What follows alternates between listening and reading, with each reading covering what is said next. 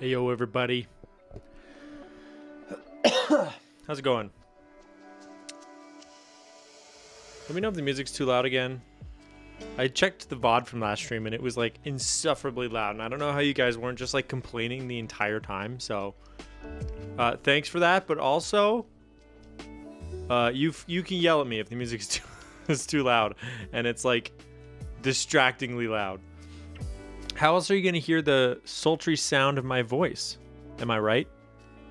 Hold on. I think my mic is a little low too. Let's boost that up just a touch. Maybe that was part of the problem. Maybe my mic was too quiet. All right. It's a Thursday. I'm live on the internet for some reason. Honestly, I debated going live pretty much all day. because I was like, this is going to be a dumb stream, and why am I doing it? But then I was like, you know what? I'm just going to make the content I want to make, and therefore I'm here. Akigami got first. I also was here pre-stream. Okay. Apparently got nothing better to do. Jeez Louise. Insty, thank you for being here. El Kwan, hello. And Mango, I have already reloaded. Okay. So, no need for that. Hello, Melanie. Good to see you.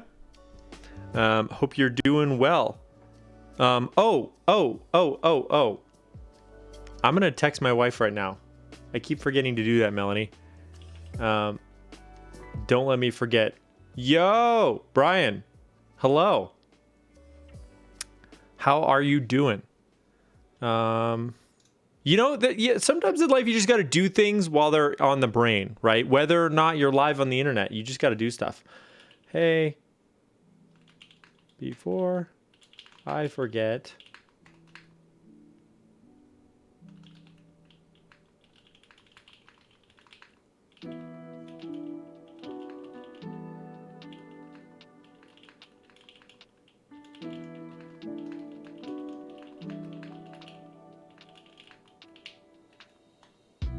there we go. Text sent. Sounds good.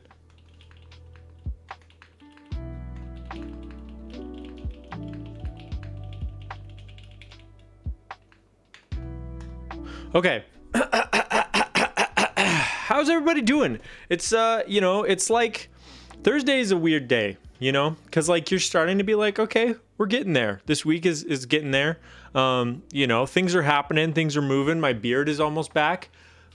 Which is good. I've realized after last stream that shaving is a mistake. It's like whenever someone's like, hey, I'm thinking about getting bangs, you should always say no, right? Like, Wubby was talking about this, I think, at some point, where he was like, I've had enough conversations with girls where they're like, oh, I hate my bangs so much that if a girl ever says, should I get bangs, just say no. Save yourself the time. Well, that's true for me and my beard. If Chad, if you ever catch me saying I should shave my beard off, go clean baby face, Nathan, stop me, okay? Don't let me run with that because it's a bad look. My chin is extra buddy. The cleft has no chill, okay? And the beard really helps with that, I think. So, we got to be we got to have a beard. We can't be freshly shorn. It's just a bad look. So I've learned my lesson, okay? And I don't regret it because David S. Pumpkins deserves the best dedication. But, that's neither here nor there because it's the 5 o'clock shadow even in and of itself is doing wonders. I mean, maybe I should be on testosterone supplements because it's taken me like 4 days to grow this much, but still, it's okay. We're getting there. Also, I've been back at the gym, okay? So, Akigami, I think, clipped my challenge to myself that in 6 months, I'm going to actually, be muscular. Well, I'm making good on that promise, chat. 2 weeks. I'm making good on that promise, okay? Your boy's been hitting the irons. I've been lifting weights. I've been stepping stairs. I did 150 flights the other morning just because, it's like sometimes you're just fighting your own demons, on that stair stepper, and that's the only way. Shonies, hey, I will never forget how to say your name after I embarrassingly showed my own knees on stream because people were trying to tell me how to pronounce your name, and I was just like, Shonies? Okay. I'm trying. Yeah, I mean, I think we could make it like a community challenge, the interloper community gets shredded. We'll be the scariest pack of nerds on the internet. I mean, that sounds like kind of fun, to be honest. Rolly, my dude. Hi, how are you? It's been a minute. I saw you streamed recently. What was it? Adolis? Something recently. No worries about saying my username wrong. I try to keep it high and tight, but it doesn't always work that way. Sometimes it doesn't work that way, but that's life. If I demon in the bathroom all the time, yeah, the gym and the bathroom are the two places you really fight your demons. You know what I mean? That's a moment between you and God right there. Is those two places. And the most of all is the gym after, or the bathroom after the gym. Okay, that is, some unspeakable things have occurred in those moments. But you built a Dolus. Okay, cool. I wasn't able to be there for the stream, but I saw the go live notification and the topic, and I was like, hey, let's go. That board's been popping off on social media. I've been seeing it everywhere. But yeah, today, I have no keyboard content. I mean, I do. I got a lot of personal builds that I got a lot of personal issues, and I also have a lot of personal builds that I could be doing, but I've decided, I'm still going to do makers and crafting content. But I'm doing something really dumb today. Now, let me give some context. Let's be real. Key Circle, what's up, Kev? I have a dream, okay? And this dream, okay, let's back up. I love content creation, okay? Hi, Kevin. I'm your biggest fan. Content creation is very fun for me. I've done it pretty much my whole life as long as back as I can remember. I've made stop motion videos with PowerPoint, and then, with brick films, right? You get a little webcam, you do stop motion, and then I filmed a bunch of stuff in high school and college. I even started in film when I was in college and then switched to computer science because I figured, it's probably a more stable job, among other reasons. But having said that, I have never lost my passion for content creation. What I love about Twitch is I can just sit down in my chair. I could pull my lawn chair up. Hey, how's it going, Niku? Is it Niku? Nilq? Hi. I think I recognize you from Diz's chat, maybe. But welcome to the stream. What I like is that I can slide my lawn chair up. Niku. Okay, I can slide my lawn chair up to the table, and I can push my little go live button, and then I can pour drivel out of my mouth for 3 hours, and then I hit end stream, and now I've got 3 hours of content out there on the internet, and I usually repost it to YouTube also, so it like doubles down for me, which is fun and rewarding. And I think that you're everywhere, you're the watcher. I think there's a lot of benefit to live content because the audience interaction is really strong. I love that. But my passion, I think, will always be for edited content. And I've been getting my fix to an extent with working for Patty and working for Ryan. So I am XXW and Lulstax's VOD editors. And that's been awesome. I love editing for them. They're great clients. But I have these grand aspirations to make my own content, and I've made content in the past. I've had podcasts, I've had YouTube channels, whatever. But I swear, guys, this time it's different. Okay, I spent some time earlier this year and just wrote down, okay, here are my favorite YouTubers, and here's what I like about them, and so that's what inspires me to make content. Right? The new world. Oh, okay, nice. Yeah, dude, it's the best. I love this hobby too, and that's part of why I think Twitch is like always going to be worth it. But a lot of my favorite YouTubers are YouTube makers. Okay, so William Osman, Michael Reeves, Adam Savage. Like, these are some of my favorite YouTube channels on this platform that are always go-tos. I mean, there's others like Red Letter Media. I'll watch everything they make, but they're kind of in a unique position. So the YouTubers that I really like, that I also feel like I have a skill set that has a bit of crossover. Chomchi, hello. Peter Streeple, yes, Peter Streeple's great too. There's a lot of these really talented makers out there, right? Well, I can also make terrible things, because that's the thing, is a lot of them are very smart and they're engineers, but they make dumb stuff that's funny. Mark Rober is another good one. Stuff Made Here is an incredible. So in my mind, you got two extremes. You got Michael Reeves, who's like literal crackhead. You got Mark Rober and Stuff Made Here, who are like actual certified geniuses who are making unbelievable things. And I would like to make content that is in the ilk of that side of YouTube, but somewhere in the middle, right? I want it to be pseudo educational, but also I don't want to necessarily make stuff that works per se, but like I want people to be able to look at it and learn something maybe, but also have fun watching it be stupid. Hanatori, hello. Good evening to you, I believe. How are you? Turtle Cat as well. Welcome on in. So that's the goal. So I have a YouTube channel called Nathan Made This, which I think is what I'm settling on for the name, that I'm pretty excited about. I have a spreadsheet. In fact, I can show you of video ideas. I haven't posted anything yet. That's the thing. So I'm working on some like the branding and stuff. But here, hold on. Does the at work? Hold on. I'm gonna make the first vid. Does this actually work? Hold on. I reserved my Silhouetto, what's up? Good to see you. I did. Okay. I reserved the handle. So I'm working on it. Oh my word.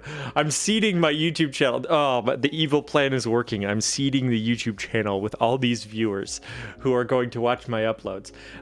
So what I'm thinking is, okay, and let me show you how deranged this is.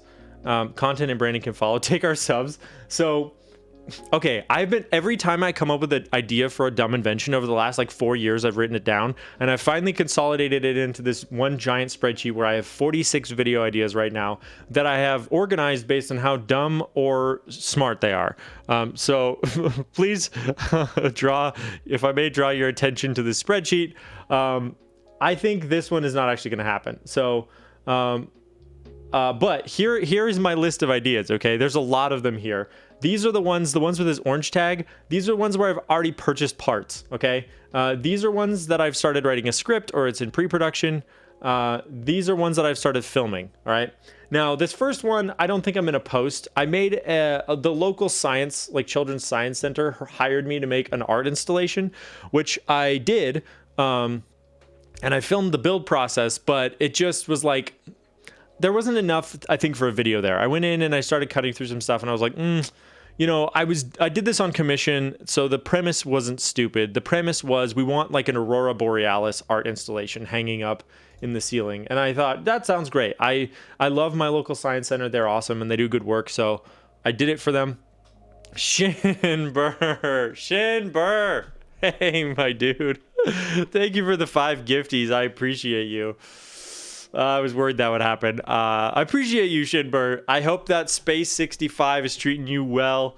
And yeah, hope you're doing well. Dude, look at who he hit too. Mochin Grape, Geo, Grid, Shinto, and Big Beat Ken. What a nice 5 people to get hit with subs. That's honestly amazing. You have good aim, my friend. How are you, Shin? It's a privilege to have you here. That was a dope roll. I don't think you could roll it better if you tried. Okay, so here's the thing. I want to make stupid stuff on YouTube, and I want to film it. So I will be filming, like, I have yet another camera. I already have 7 cameras in this room, but I have another one that I'm going to be using to externally be recording the build process. But the premise for today's video is very simple, okay? I saw, who was it? Mandowo was playing Trombone Champ on stream the other day, and I thought, wow, that game looks really stupid and funny. I would like to play this game, and so I downloaded it, but I haven't played it yet. But I was thinking to myself, you know, what's fun about Guitar Hero? Part of it is the plastic guitars that make you feel like you're playing a guitar, but you're not. You're playing a plastic guitar, and it gives you the feedback of, or the feeling of playing a guitar. Well, Trombone Champ, same problem. What are you doing? You're moving your mouse up and down, presumably. I think that's how it works, and you're clicking. So I said to myself, maybe I'm gonna build a trombone controller for this game. Which I was like, cool, that seems like a reasonable premise for a video idea. Until I discovered that even the cheapest and most plastic full-size trombones are like $200. So, what I ended up purchasing instead, which was a much more reasonable $11, is this kazoo, which you've seen before, right? It's stupid, all right? You get it. It's a little kazoo with a slide. I need the slide. The slide is pretty important to me. And then you can blow through it, and you can make noise through it. All right? So the plan is I'm going to convert this into a controller with which I can play Trombone Champ, okay? The cameraman, because the cameraman can. Yes, I can. No, I can't. I don't know why I said that. So I've accumulated a bag of parts. Was not expecting the kazoo. Yeah, I don't think anyone was. I mean, hence why this stream is a bit of a mess, but that's okay. And it's not even a trumpet, it's trombone.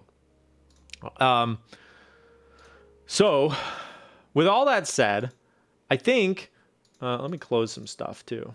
I think what I'm feeling is organized mess. Not even. That's giving me way too much credit. I just literally have a Ziploc bag full of electronics and a dream, and then I hit go live.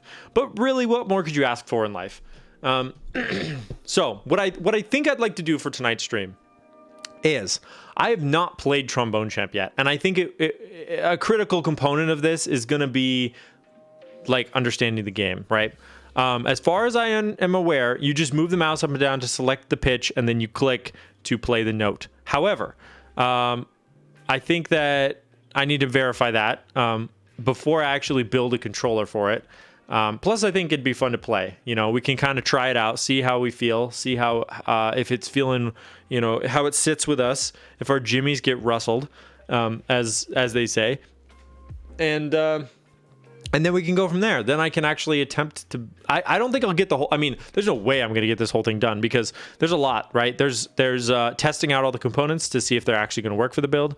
There's obviously the wiring. There's going to be the firmware. I want this thing to be wireless, which goodness knows if that's going to be an issue with latency. But you know, then there's going to be writing the client side program that can actually move the mouse around based on the inputs from the trombone.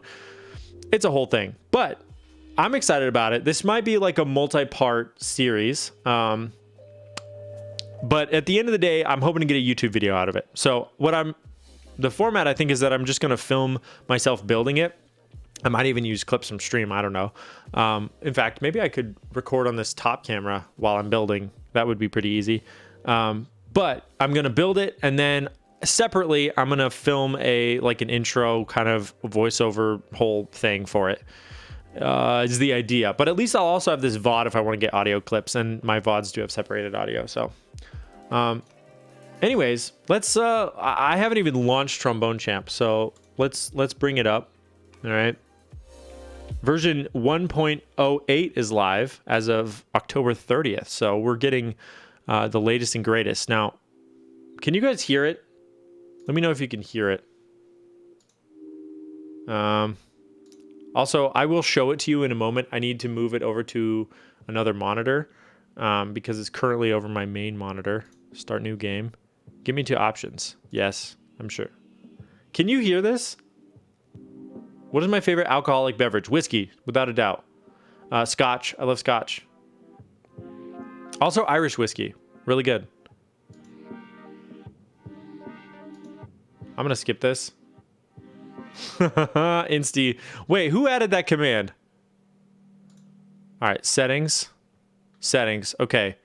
Full screen windowed. Does that mean I can do this? No. Edit graphics. Maximize windowed. Save and apply. Love it. Can I not move it? Windowed. Save and apply. Love it. Like it, love it, gotta have it. Okay. That one got me a little bit. I'm gonna be honest with you. That one got me a little bit.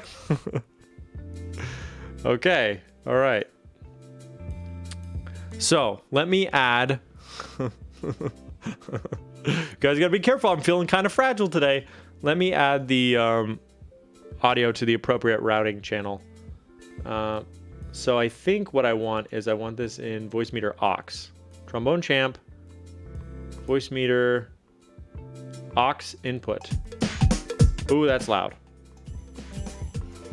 And then let's pause the music. Mitch, hello. Okay. All right. Appreciate that. What a first time chat message. You love to see it. I don't know how I became the streamer that everyone likes to compare to people, but honestly, it's a fun way to be. Okay. All right. Edit controls. So there's a mouse sensitivity. cancel. Okay. Is this working? Or is there an exit that I can't see?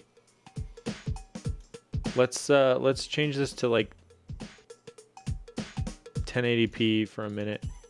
Love it. No, there isn't.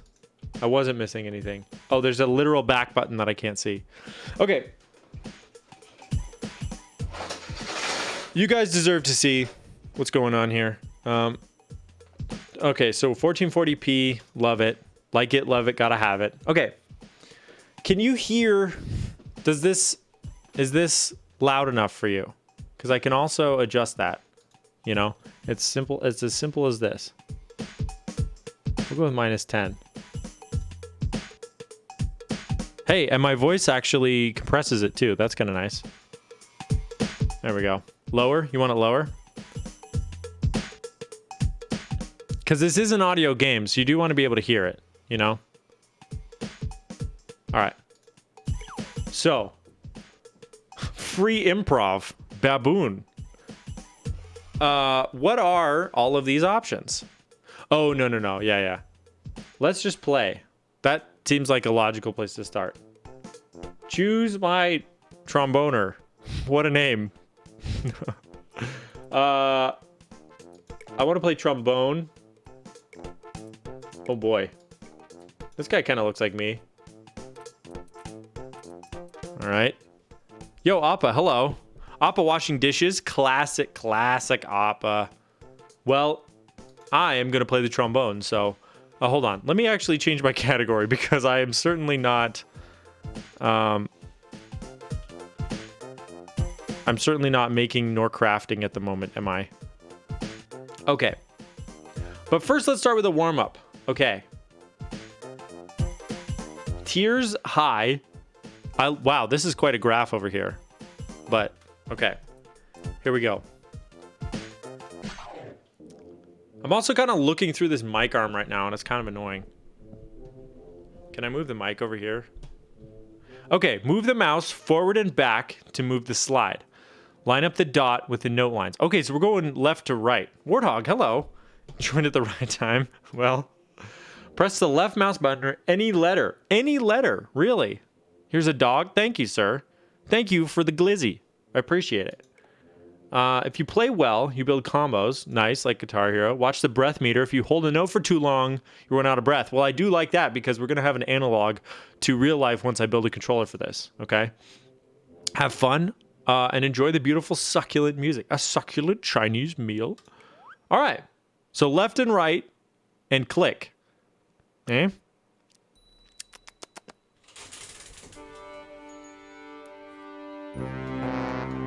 Oh, it is up and down.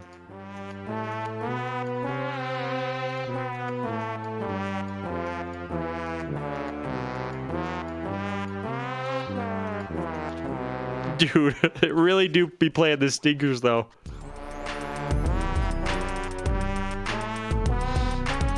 Eat.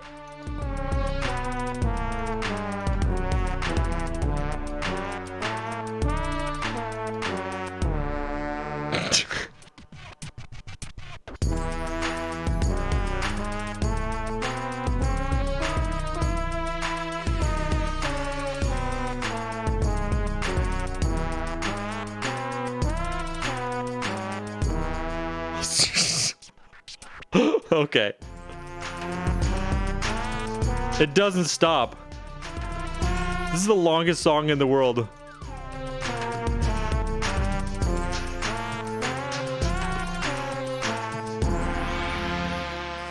Nasty. We got a nasty combo.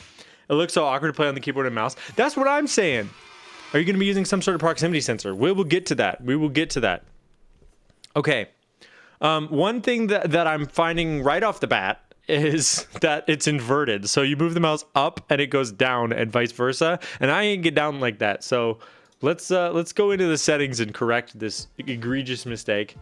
Let's go back. Settings, controls, direction, not inverted. That's horrific. We can't be doing that.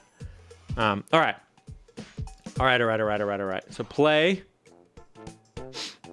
It's kind of cutting off the top and bottom because I have this scene intentionally. So I got a halftime show to watch. Let's go. All right. So we played warm-up already. Wait, did we? Because that's a different chart. That's fine. Ball game. Old Gray Mare. Happy birthday. Are these just like royalty-free tracks? Is this gonna be a redeem? It could be. It could be. Baboons, baboons, baboons, baboons. Okay. If you see one that sounds good, I think baboons really spoke to me though. So we should try that. It is very small on this graph over here, whatever this is. All right. Here we go. There are between 2 and 4 spiders living inside the average trombone. Don't breathe in, only breathe out. That's the key. Okay, this is much better.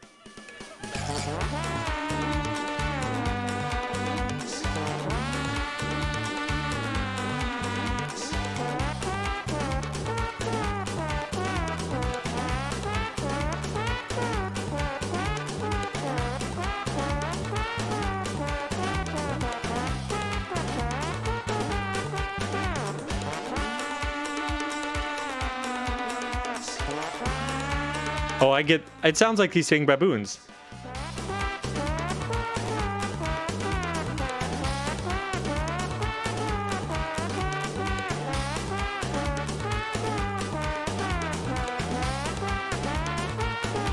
How can anyone move the mouse this fast?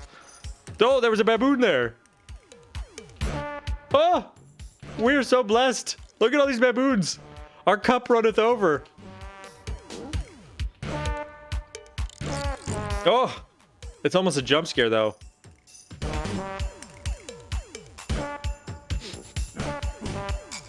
There's no rhythm here. Oh, I got a perfect. Immediately followed by a whiff. That was fast.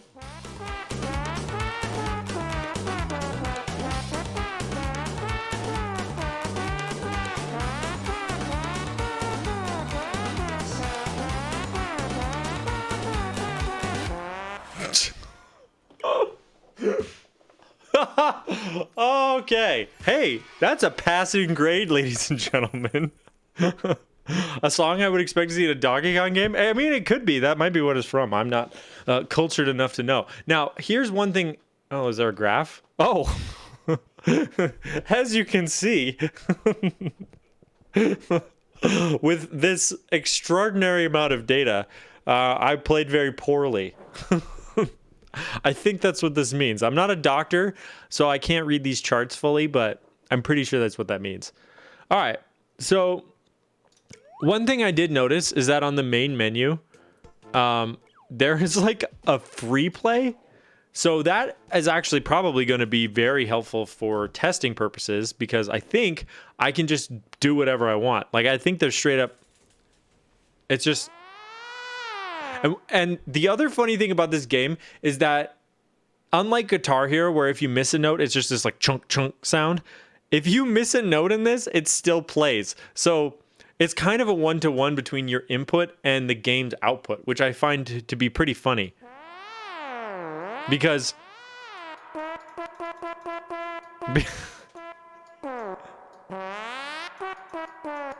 Okay, this is going to be good. This is going to be good.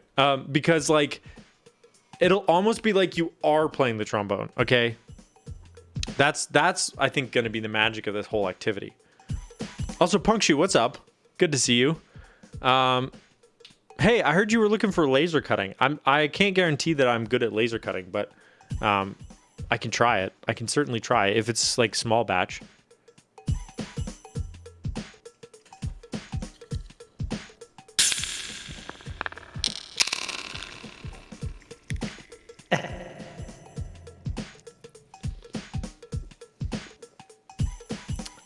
How much you need a laser cut? All right. Okay, all right. Let's play a couple more tracks and then I think we can move on to the real meat and potatoes of the stream, all right? That's kind of what I'm feeling. Well, baboons was good. I got a B on it. Long Tail Limbo, an original electronic piece written by the legendary maximalist Max Tundra. Interesting. 2 sets of acrylic cut for dissatisfaction 30. Like a whole case worth, like a stacked acrylic, or just like plates?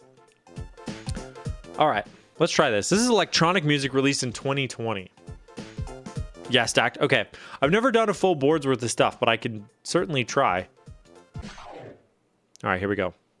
The first trombone was invented in 20 million BC. Do you guys believe that? It's true. So is the spiders thing.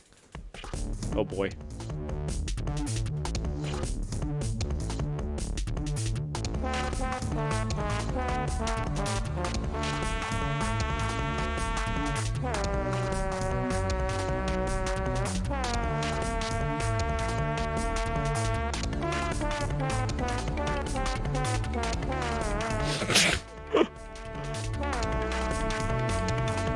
Whoa! Look at that one.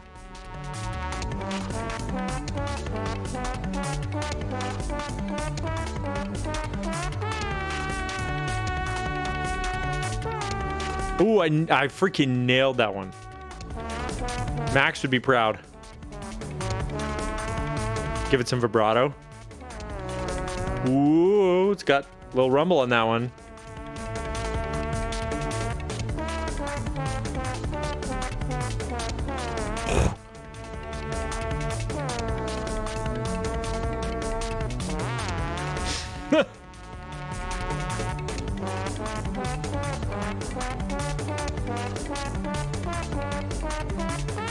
I don't think I hit one of those.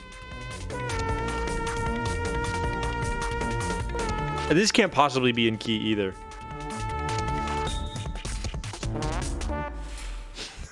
That ending was great. I actually listened to one of these trombones. Wait, which one? Love how off key everything sounds. I mean, I am trying. I'm actually trying. But it's like, if you're off by a millimeter in this, you are done skis, you know? I should make, hold on. Hold on. I need to do this. I'm a little too big, I feel. I think I'm a little too big. Okay. Star Spangled Banner. I feel like Mystery Business. Wait, is Mystery Business in here? I would absolutely play this. We have a ska song. Most cursed dishwashing ever. Did your family hear this? Were you listening to this out loud? Croc Attack from Tessa. Also, hello, Tessa. Okay, we're going to play a ska song on the trombone real quick, and then we'll do it, all right? I got you. One nice thing is that I can actually press a key. If you play all the trombones on Earth end to end, they would rap around the solar system 4 times. Really? Oh, I just got Jeff Rosenscott.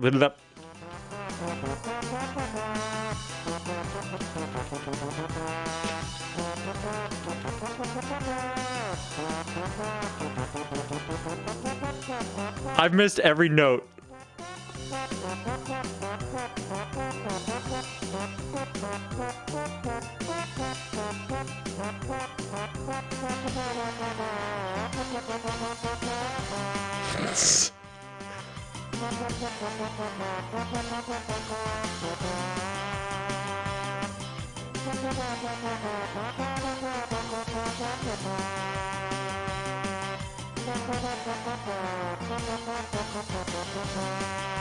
Nasty.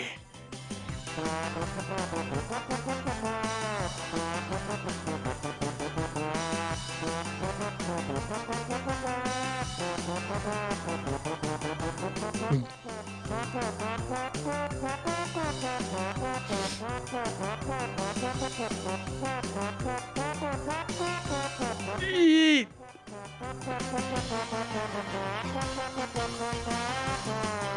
Dude, there's no way this is going to be easier with a controller.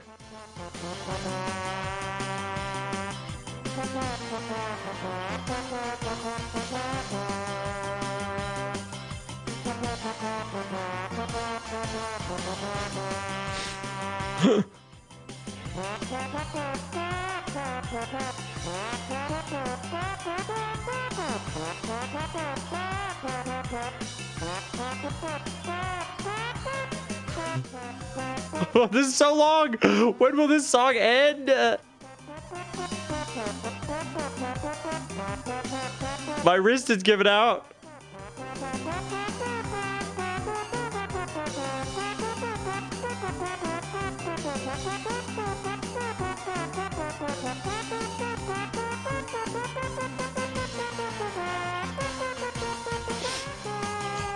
Please release me from this ska hell. I can't do it.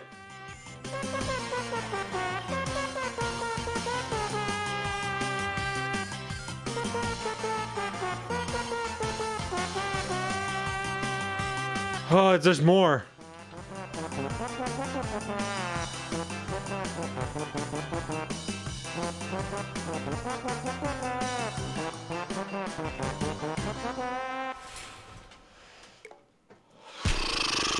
Okay. Okay. Oh, Disastertron, hello. Oh my goodness, a bunch happened in chat and I only got a C on that one. That's brutal. You got a Paramore one? I'm watching you play, thinking of the controller and I can't help running out of breath. Dude, this controller's gonna kill me. Of course, my dad loves you solely for living in Montana. Okay. Okay.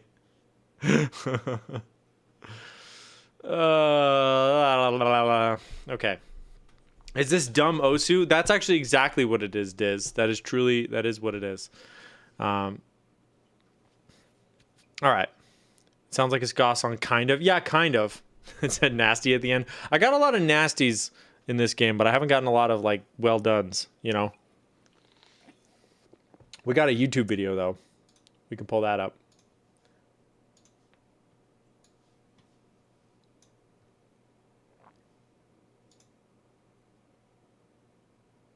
Oh, boy. I have fast internet. What's going on? I know they have custom songs for this. How are they so good at this?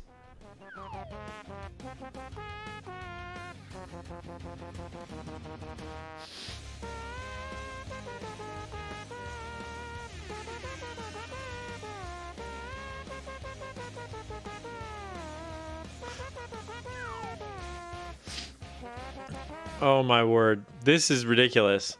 Thank you for sharing this unrealistic beauty standard of Trombone Champ. Is Nasty supposed to be good? I think it's supposed to be good, but I don't know.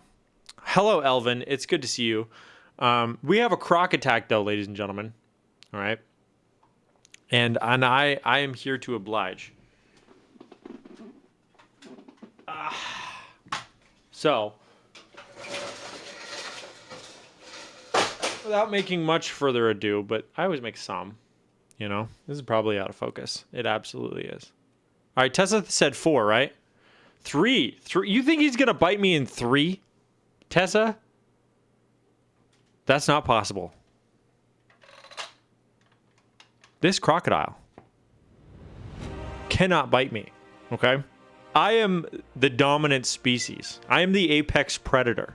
Between the two of us, toe to toe, I cannot lose. It's mathematically impossible for this crocodile to bite me, especially not in 3 teeth, okay? So here we go.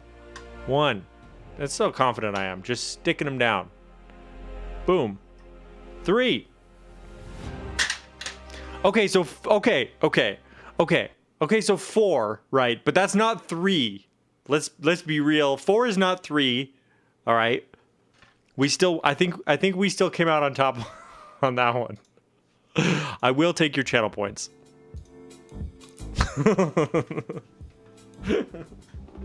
Stupid crocodile. All right. Let's get him out of here. We don't want him. We don't need him. So when are we replacing the teeth with X-Acto blades? Okay, so here's what I'm thinking. One of my video ideas is electrifying the alligator, because here's the thing I found about it, okay?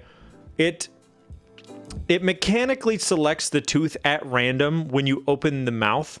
However, you can kind of tell which tooth is going to do it, and if you press them all lightly enough, generally it's going to be the last one. However, I want it to be truly random, so and have the option to have more than one, right? So if you go on hard mode, then it could be like 3 or 4 teeth or bombs. Not only that, we could consider giving him a wee taser and letting him go buck wild on my hands with that. But I'm not Michael Reeves. I don't know that I want to hurt myself that badly. Just a wee one, okay? Just a wee taser. Anyways. Okay, so now that we've done a lot so far, chat. We've played Trombone Champ. We've got a feel for the scuffedness of it and the bar that we have to clear. We have also no, you may not. We have also watched videos on how it works, which was very educational. Let's exit the game actually. Oh, there's going to be competing audio. There's nothing. There's a lot I could do about that, but there's nothing I will do about that. Okay, we're safe, chat. Okay, so here's what I'm thinking. I'll show you what I got. I have some supplies with me. All right, and we can go back to makers and crafting because we are doing that again.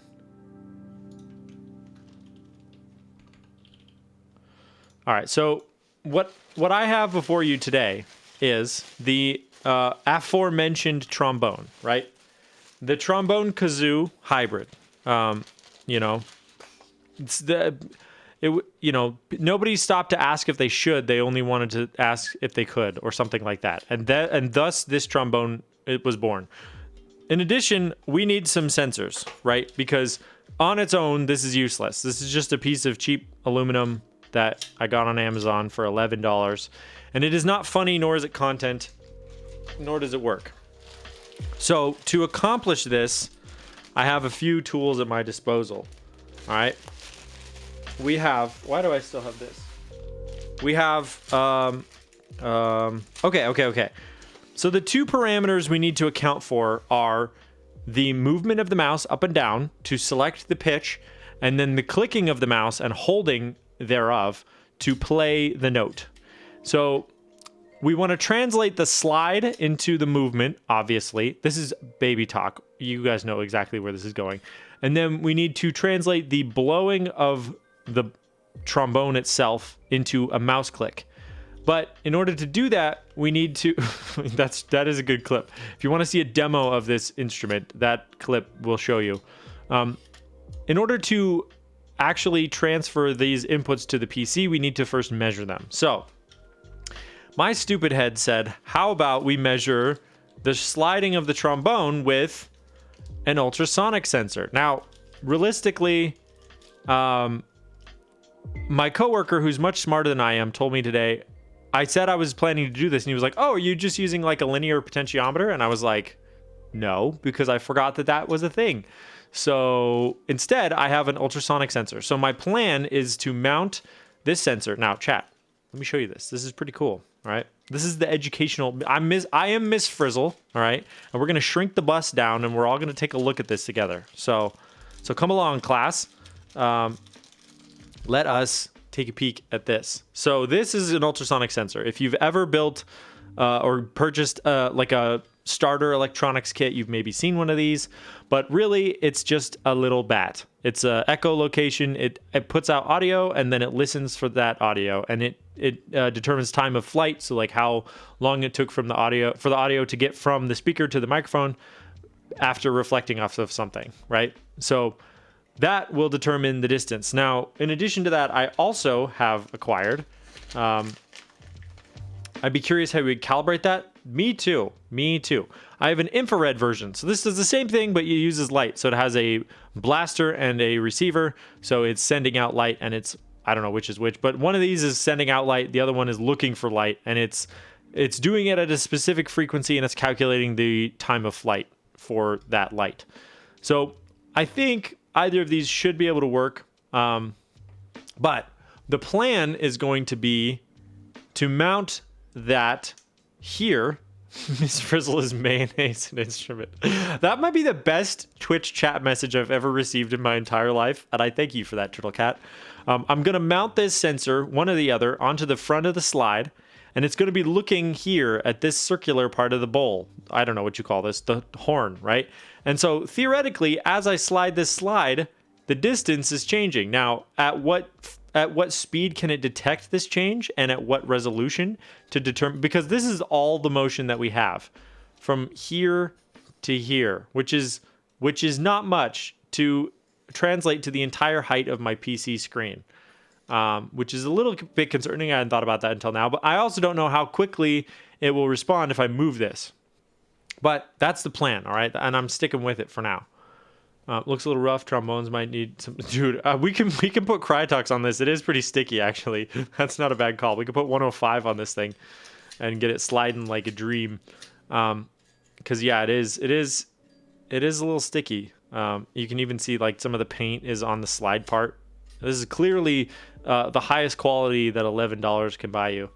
And then, okay, so that's one input, right? The first input is how far out the slide has been slid. The second thing we need to know is if I am blowing on the trombone. And I have two solutions to this problem. The first idea I came up with is this, which only took like a month to ship, but don't worry about it. It's here now. And it took me even longer to write some semblance of a script, because I am trying to script these videos. We'll see if I stick to it or not. Okay, so this is maybe one that you haven't heard of before, because I hadn't heard of it before. Although that's not to say that I have heard of everything, because I sure ain't. But this is called a hot wire anemometer, okay? And this is a pretty cool sensor, because it's a wind sensor. But as you can see, there is no mechanical parts. There's nothing that spins or does anything like that. Instead, I believe it's at the end. It must be this little piece right here or this little piece right here. But one of these two, or maybe both, is heated with electricity. So similar to like your toaster. If it pumps electricity through these thin wires, it heats up and then it gets hot enough to toast your bread. Well, this does the same thing. It heats up a part and then it measures the current required to keep the part at that temperature, okay? But as soon as wind blows over that part, which cools it down, the amount of electricity required to keep it at temperature goes up, because now it's being cooled actively and it needs to pump in more juice to keep the temperature up. So this can just report back, hey, how much current am I using right now relative to baseline? And that's how much wind I'm seeing, which is a pretty cool concept for an anemometer, which is a wind sensor, right? To not have any mechanical parts, you're just detecting how much current is required to keep something hot. However, my concern is that I actually don't know if the human breath being warm is a problem. Yeah, exactly. It's a reverse thermocouple kind of. I don't know. Yo, Chief, hello. It is not an engineering class. Do not learn anything from this. I am budget Tony Stark, or what was it? Filet called me, wish.com Tony Stark. I'm just trying to explain my own thought process here. However, my concern is that human breath is warm, so it might not be a representative sample if hot breath goes over this, because it might not actually cool it down that much. So in the event that that doesn't work very well, I have something else. It'll work as long as he built this in a cave. Oh yeah, this is not the thing. Okay. The other thing that I have is because I realized something, chat. I realized, listen, I don't necessarily have to detect if I'm actually blowing through this device, because it is a kazoo. So what is this? This is a sound sensor. So it detects large amounts of sound, which in theory I could just mount right here, listening to this membrane, which is what vibrates when you make kazoo noises. And so that does require me to actually make noise when I play this, which might be a wee bit distracting, but I think, that seems like a decent solution. Put a microphone right here. Canoe noises is when you tip the canoe over and you can't get it back up. So that you can just blow through it and it makes no noise, right? I mean, a little. But there's a lot of wind coming out the end here. But then, if you actually hum through it, it makes a lot of noise, a lot of awful noise. And we can detect that with this. So, one of these two boards is going to detect if I am playing the instrument. So that's going to translate to a mouse click. All right. And then the final piece of the puzzle is this, which this was given to me by a friend. This is called a feather. So this is a, it's an ESP, I believe. Yeah, it's an ESP8266. Wake me up. It's an ESP8266, which is a microcontroller that has Wi-Fi built in, and it has a battery as well. So we can just power this thing up. We can run all the inputs directly to the feather. You saw it blink there for a second. And then this I can have serve a WebSocket port. So I can then use my PC with a Python script to connect to the WebSocket on this wireless board. And then this thing can just feed data from these components to my PC wirelessly, which I think is awesome because I could just mount it like here or somewhere. Yes, they are ultrasonic distance, like rangefinders. So that way, this whole trombone will be battery powered, and we can play wirelessly. I could go to across the room and I could play Trombone Champ with a wireless trombone.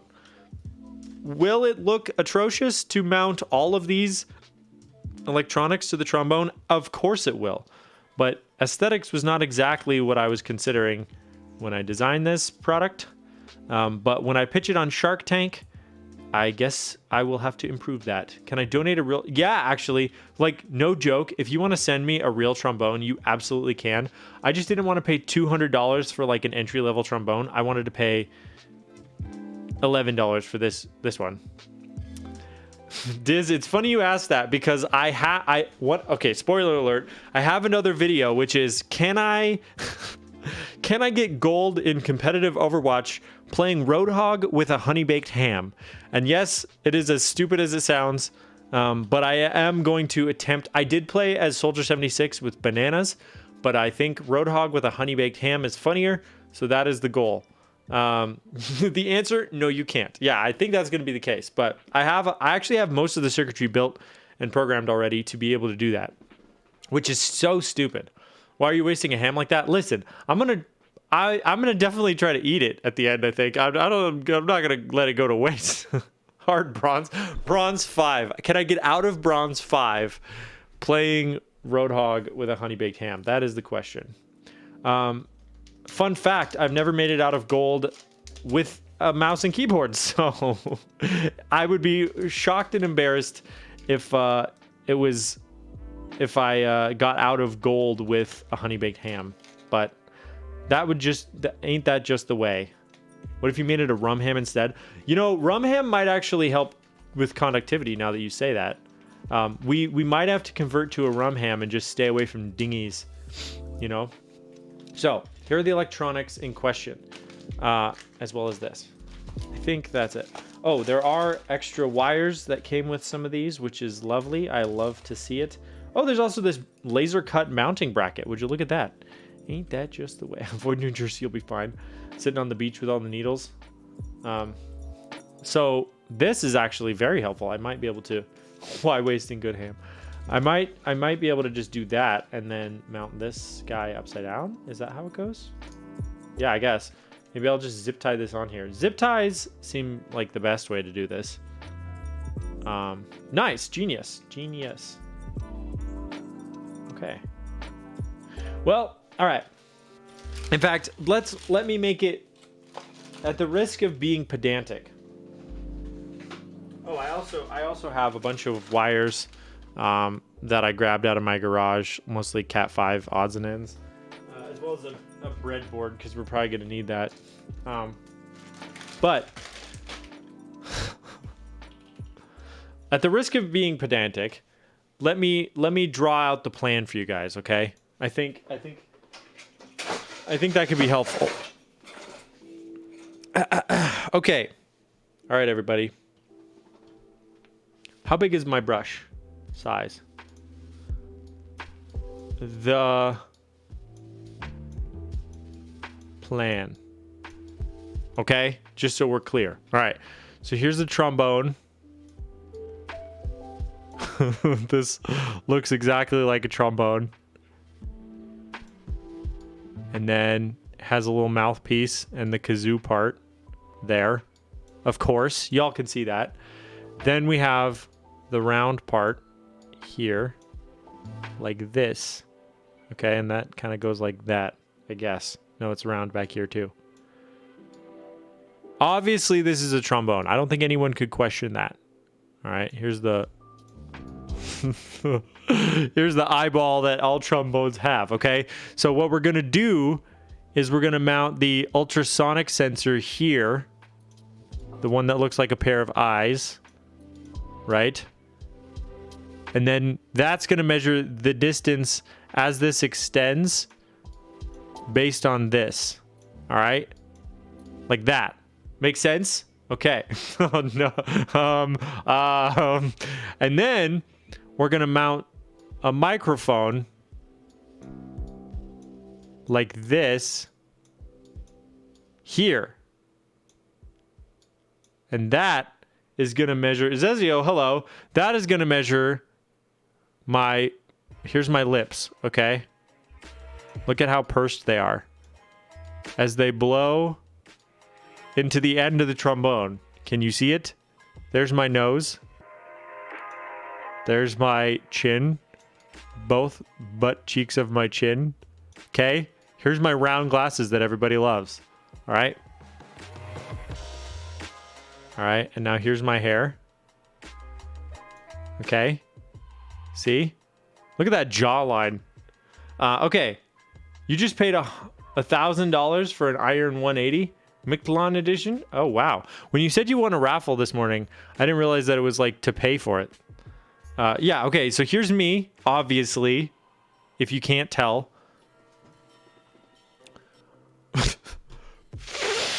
Right? Obviously. That's me. I'm blowing into the trombone. No, not a new emote. And then this is the microphone, okay? And so this and the ultrasonic sensor connect to the feather, which is a little board here, which then has a wireless connection. Stay with me, chat. To my PC, which is over here. And this, actually, there's a router in between, but you know what I mean. Boop, boop. And then this has a hardwired connection like this. And now the PC listens to the WebSocket that is set up over here. Does that make sense, everybody? So when I blow on this trombone, a click event comes through here, and then my PC clicks. Am I going to accidentally end stream by blowing into a trombone? Possibly. In fact, would that not be the best way to end stream, is by blowing into the trombone to end it? That would be so funny. Okay. All right. I hope this has cleared everything up. I hope nobody has any questions. I think this design is perfect. I think it's brilliant. Burbs, hello. Oh my goodness. I can't possibly imagine what could go wrong with this. So, yeah, I think we're ready to get started. All right. So, let's go. Actually, I have a good idea.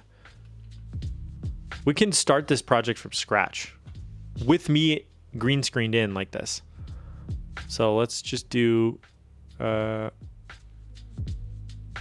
just open, oh wait, do I not have it installed? There's a plugin for flashing these things. Burbs, how's it going? How you been, my guy? Where is it? I have the platform IO instead. Oh, it's installing. In Morgan Freeman's voice, suddenly everything went wrong. As my camera is imploding because Visual Studio Code is hogging all my resources. This is not. I'm sorry. This is okay. We're gonna open platform IO. How thematic is this? The absolute glitchy insanity. You know what would be actually kind of fun would be. Thanks, Warthog. Would be to apply a Cortana-like effect to myself while I'm in green screen mode. I could be Cortana. Dude, this is actually the problem. Why does this always happen? Every time I open some program of any kind, like, this immediately breaks down. Yup. What's my CPU usage even at right now?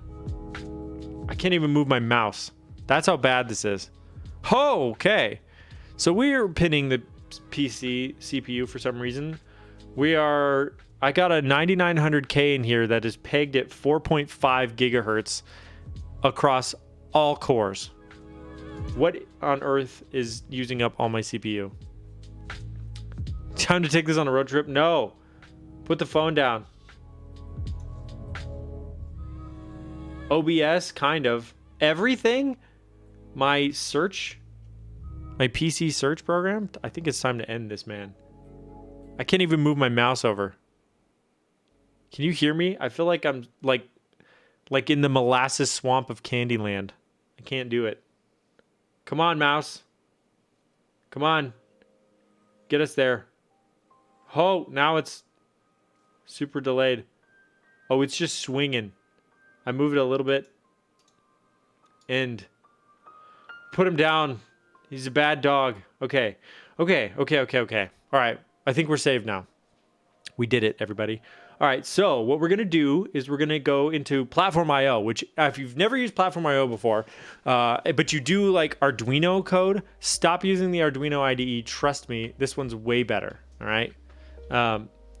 Watch it fail spectacularly while I try to use it. Projects, home. How do I create a new project? New project. All right. We need to figure out if this is which version of the ESP8266 this is. 4 megabytes of flash, 80 megahertz. Okay. So select board. We're looking for the. Do they just have Feather? Oh, they do. But these are ESP Adafruit Feather 32. This is an A266.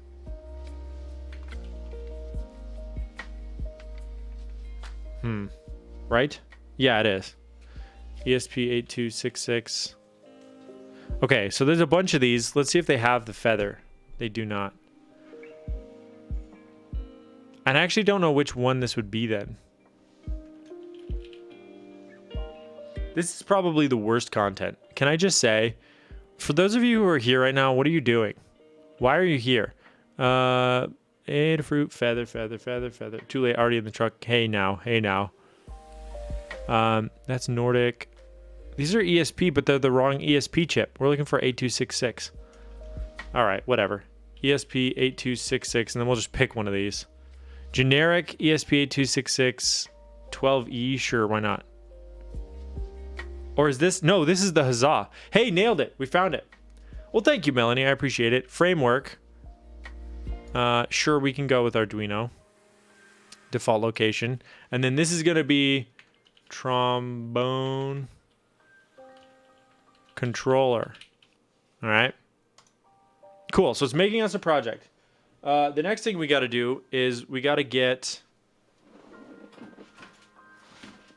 a cable. Because we got to plug this thing in for now.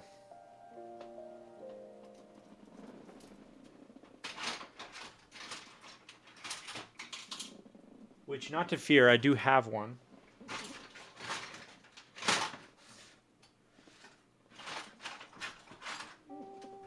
I'm sure everyone was fearing, but it's okay. I have one of these cables with interchangeable ends, so we can try plugging this guy in. Do you trust the authors of the files in this folder? Yes, I do. Oh, we're looking at the wrong thing. This is my Twitch bot. How did that happen? All right. Source, main. Okay, so here's our main, right? Okay. So what we're going to do for now is we're going to plug this board in. And then we're going to just attempt to flash this thing. So let us just run build. All right, so now it's executing the task. So it's attempting to build. There's a lot of stuff happening on the screen right now. I'm getting glitchy again. Woo! Don't worry, everybody. This is fine. This happens every time. This happens in real life. That's the crazy part, is it's not even my camera that's glitching. That's me. My body physically starts to deconstruct whenever I build firmware. That's how much I'm a front-end developer. I hate firmware. But we do this for the greater good of YouTube. All right? Okay, so we're building. Watch me upload this firmware to my keyboard instead. That would be tragic if I suddenly flashed some nonsense firmware onto my keyboard. Oh, nope, I think it's working. Because also the keyboards don't use ESP chips, so I'm pretty sure there's no way I could actually do that. Okay, so let's look up something real quick. So right now our program did nothing, but it did flash correctly. So ESP, no. Feather Huzzah Flash Onboard LED. So we're going to look at the pin out here, because what we want to do is flash the onboard LED. I need a data sheet though. Hackster.io. Akigami, here's the thing. You make all these sus jokes, right? However, I know that you're a wholesome man. I've seen your stream. So it doesn't quite hit the same as Burbs, who is like a caged animal and scares me every time he types in chat. You know what I mean? It hits different. That's all I'm saying.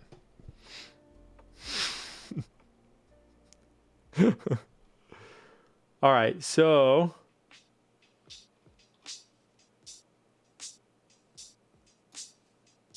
we're gonna. Burbs is always saying some stuff. Burbs is a maniac, you know.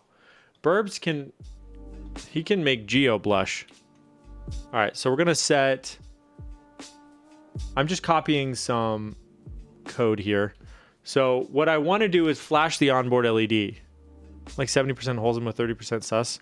That's actually quite fair, I would say. And then delay. So here's what I'm doing. What I want to do is I want to select the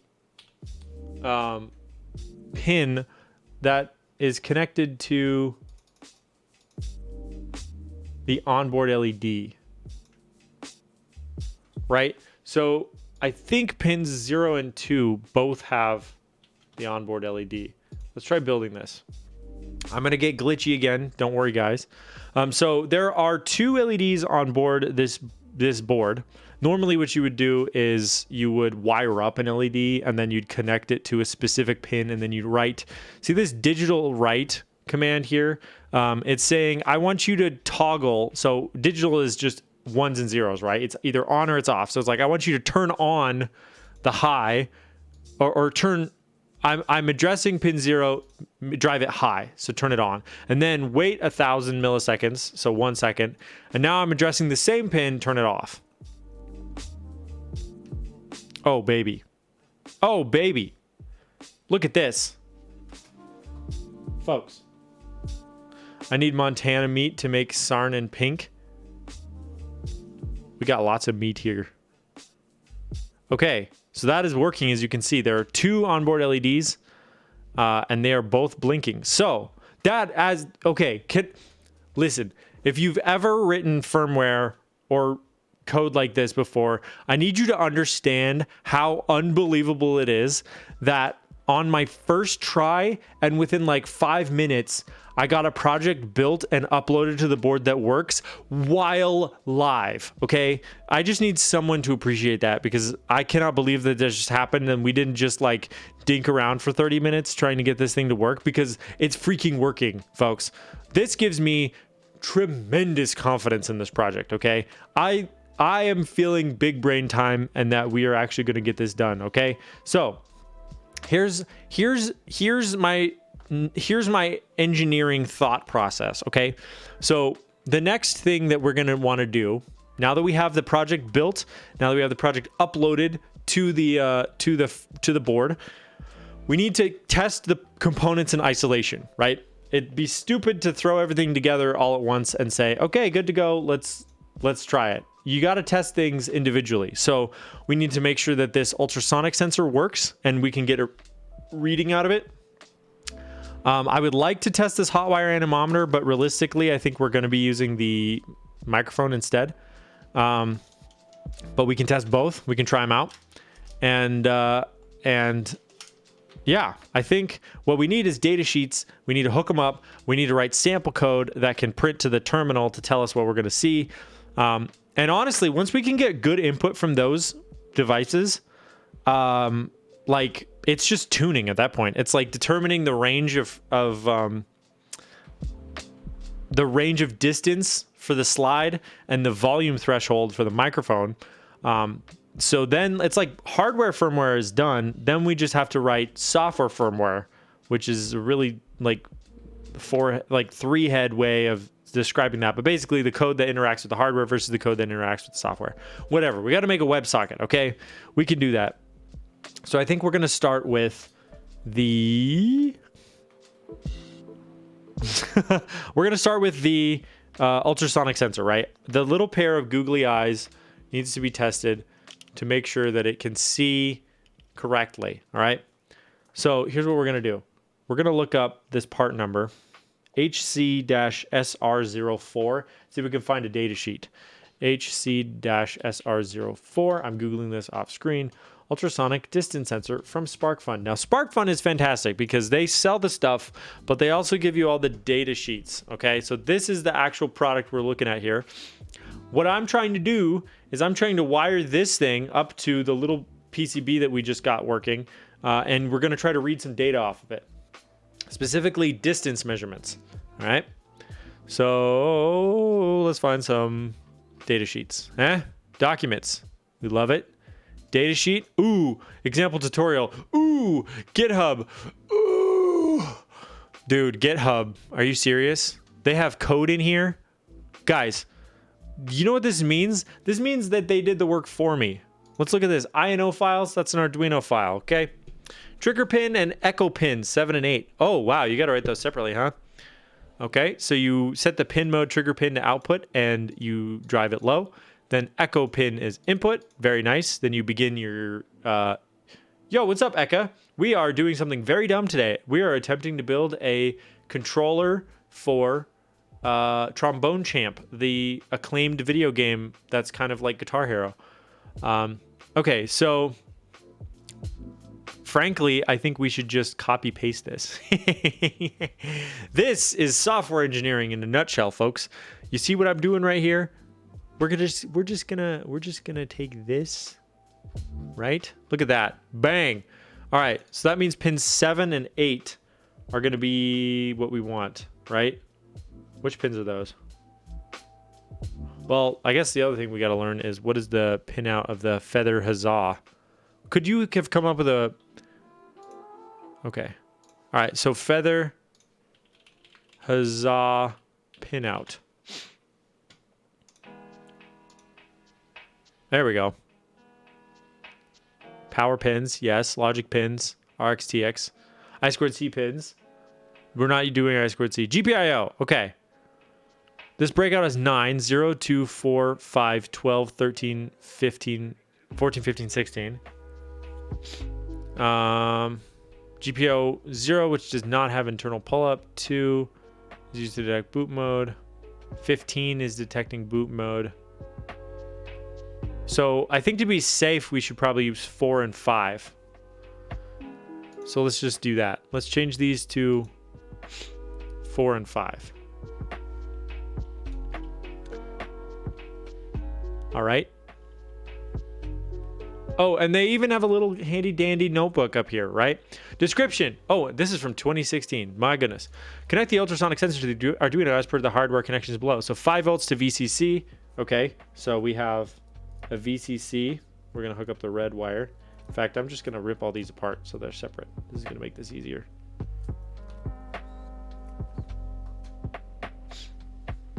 All right. So I'm tearing apart all these little jumper cables. We're gonna use these to how are you, Eka? I appreciate you stopping by the stream. So we're gonna hook up VCC to the red one, and we're gonna hook up black to the ground.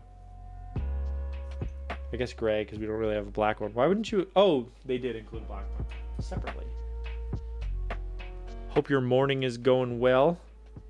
Hope you're having a good Friday. Right? It is Friday. for you, I presume. Would you know how to fix an old radio? Honestly, probably not, but I know people who could. I am not an electrical engineer. I am a software engineer. So that is something that it'd be nice to be better at, but as of right now, I'm just shooting from the hip right now, if you can't tell. Okay, so 5 volts needs to go to VCC, which we do want the full 5. Does this output 5? Let's go back to that little data sheet. Power pins.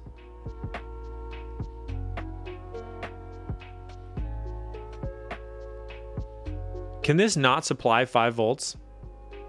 That would be disappointing. Maybe we can run it off 3.3. We'll try that at first. That's called logic level. 3 volts is the second one. Whoops, and I plugged in the green cable. Don't do that. All right, that one, and then the one, skip one, and then one more is ground. Okay, so now we got power and ground, theoretically, and then we just want to hook up pins 4 and 5 is what I have decided to use, which according to this data sheet would be, oh, maybe we shouldn't. All GPO are 3.3 volt logic level in and out and are not 5 volt compatible.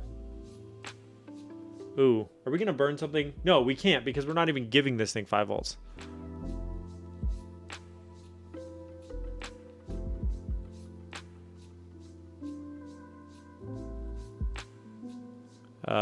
Clock and data. That'd be 4 and 5. Let's just use, wait, so 4, 5, 14, 13, and 12 are already used for stuff. Whatever. We'll just do 4 and 5. You know, what's the worst that could happen? All right, and what did we define in the software? We said that 4 is going to be the trigger, which is yellow, which I have incorrect. So we'll move that down 1. 4 and 5, right? Okay. We got those plugged in. Now, here's the fun part. Is something going to burn when I plug this in? Right? No.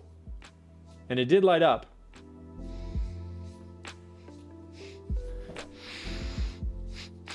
I'm not smelling anything. So let us build our firmware.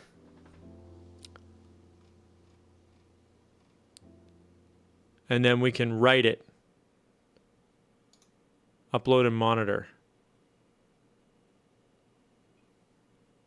What's our baud rate too?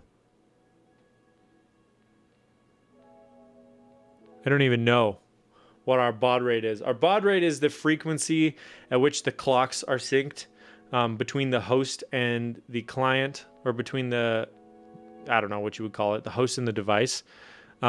But if you have the wrong baud rate, what is it running on? 9600? Well, that's a garbled mess. As you can see down here, what is supposed to be data is not data, which is odd because the baud rate is correct. You can see that 9600 was the desired baud rate, and this was set to 9600. Strange.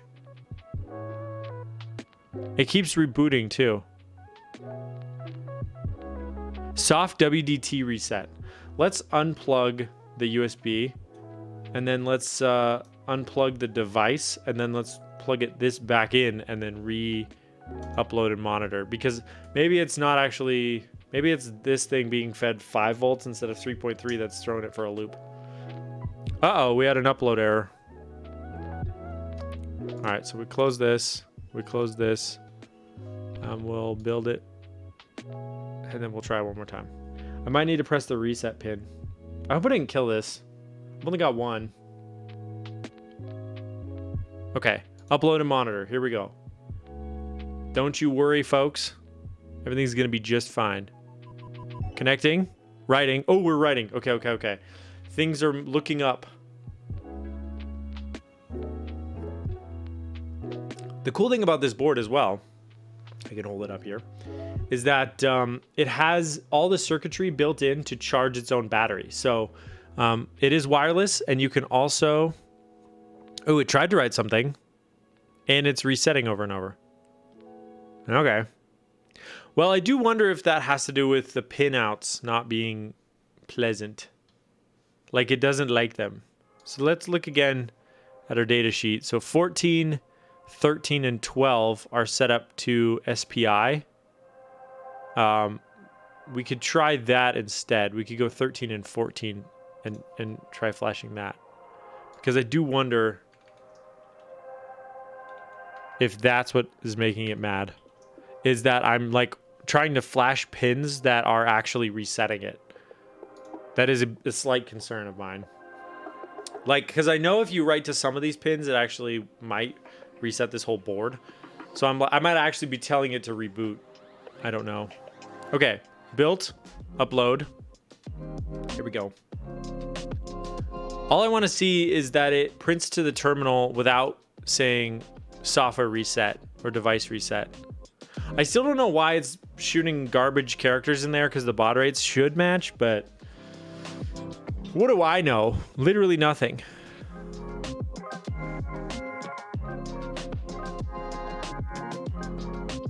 All right.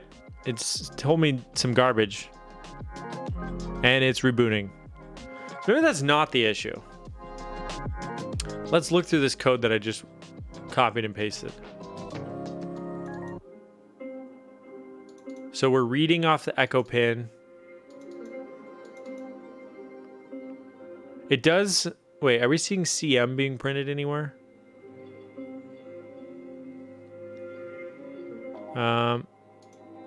Let's do this. Let's go back to the data sheet.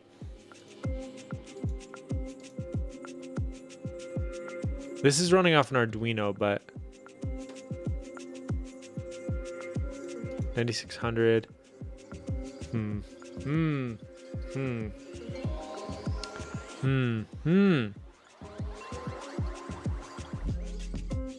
So we're looping. We're creating a long, which is a variable type. It's a long number. We're writing to the trigger pin low. Then we're delaying 2 microseconds, and then we're writing high. Then we're delaying 10 microseconds, and we're writing low. So that's a pulse right there. Then the duration equals pulse in, echo pin high. Distance equals duration. So pulse in must be a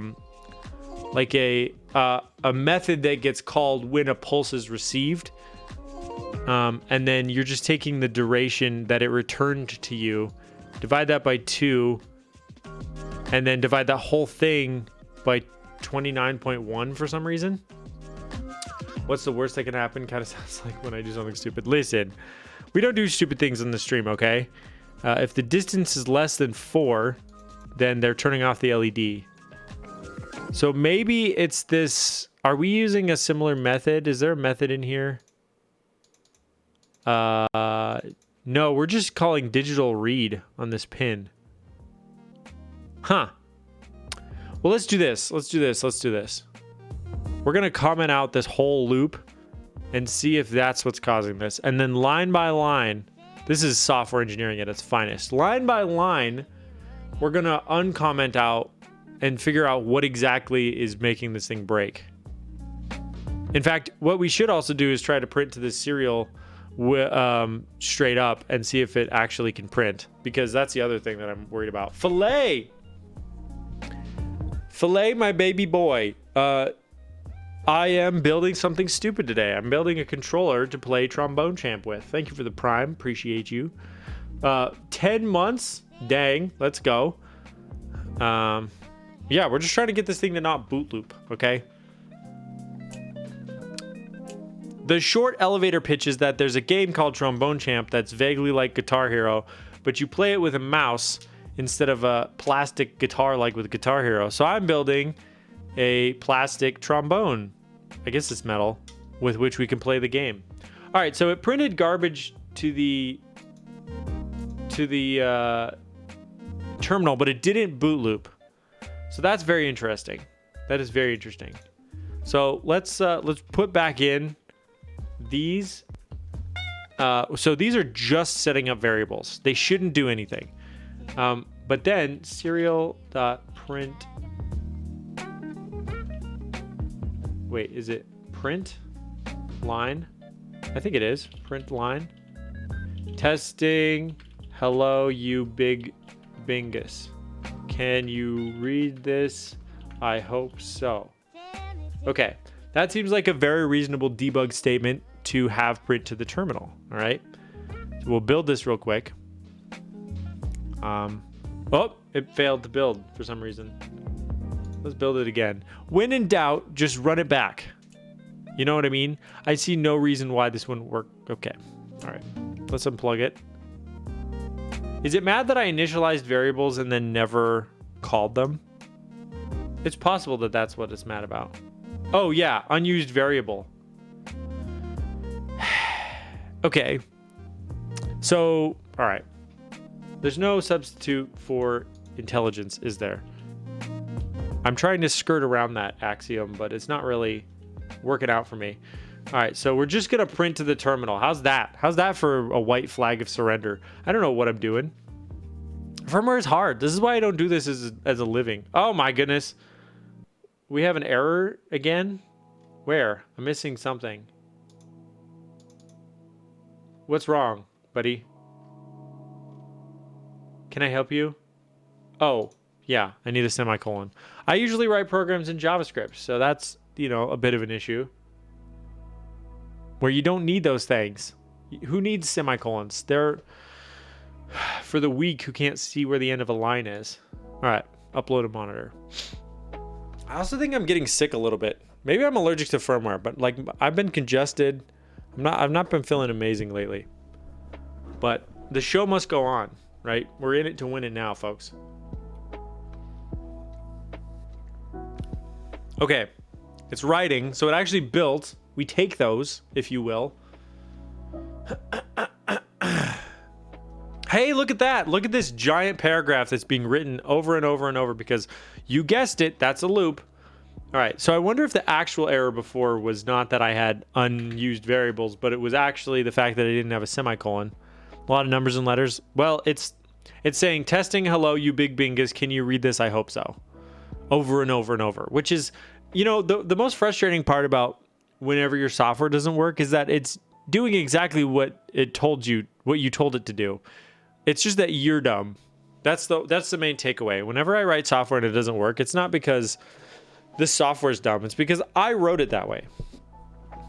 I gave it life, and I gave it a bad life. Let's be real with it. Okay.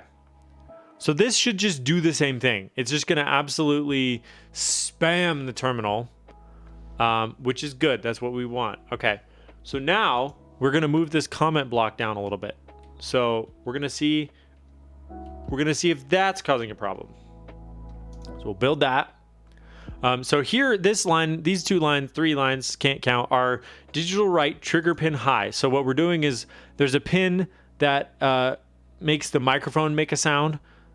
We have to give that power. So write it high, wait 10 microseconds, and then write it low. So we're just turning it off. So there will be probably a little teeny tiny, probably an imperceptible amount of delay now between all the messages like flying through this terminal over here. But hopefully this works too, because that's what we're trying to do is we're trying to pulse the microphone on this, or trying to pulse the speaker. Once we get that done, we can start listening with the speaker. There's an old rule in programming, right? Like, don't copy paste code, write it yourself. Just copy it by hand. Okay, so that where I work too. And the reason for that is so that you actually read the code, because don't do what I did, kids, where I just like copied and pasted it and didn't read it. Okay, so now we wait. So we have a while loop. While digital read. All right, we're gonna let that one ride. So that's just gonna read this pin, and while it's 0, it's just gonna wait. It's just gonna wait for the pulse echo. So theoretically, It'll only print that line once, and then it's just gonna wait because it's gonna like never see it because we don't even have the sensor hooked up. This board, the Emperor is not wearing his clothes right now. This board is not connected to the sensor. But that's okay, we can fix that by plugging it the heck in. We do also need to find a 5-volt power source though. Oh, nope, I was wrong. But it's not breaking. It's not rebooting over and over. So, okay. So, I guess I didn't expect that behavior, but I'm also not like concerned about it. So, now we're going to do this part. This is where I'm thinking we're going to run into problems. T1 is micros, which I think is a counter of some kind. Yeah, the micros counter. While the echo pin is 1, increment T2. So you're setting this to something, and then you're incrementing. Oh, then you hit this. Okay. So you're just taking a time difference. That seems easy peasy. Squeeze the lemon. So we'll run a quick build-a-rooney on this, and we'll see what we get.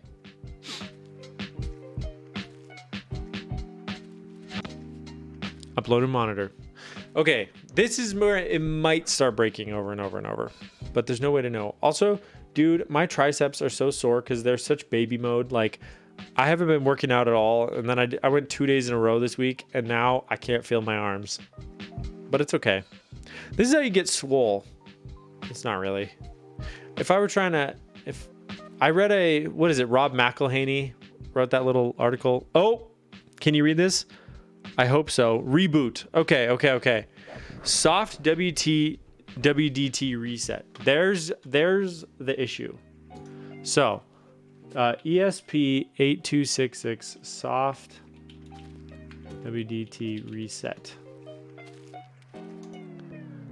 This might be a pin related thing, but I'm not sure. What does this guy say? The ESP8266 is a little different than the standard Arduino boards in that it has the watchdog WDT turned on by default. If the watchdog timer isn't periodically reset, it will automatically reset your ESP8266. The watchdog is reset every time one of the following occurs. Return from loop, you call delay, or you call yield. So if you have blocking code, which I would assume that this micros code is blocking, interesting. It's just like freezing up because it's waiting for a 1. That's probably resetting it. So the watchdog timer, okay. All right, I get it now. So we have blocking code.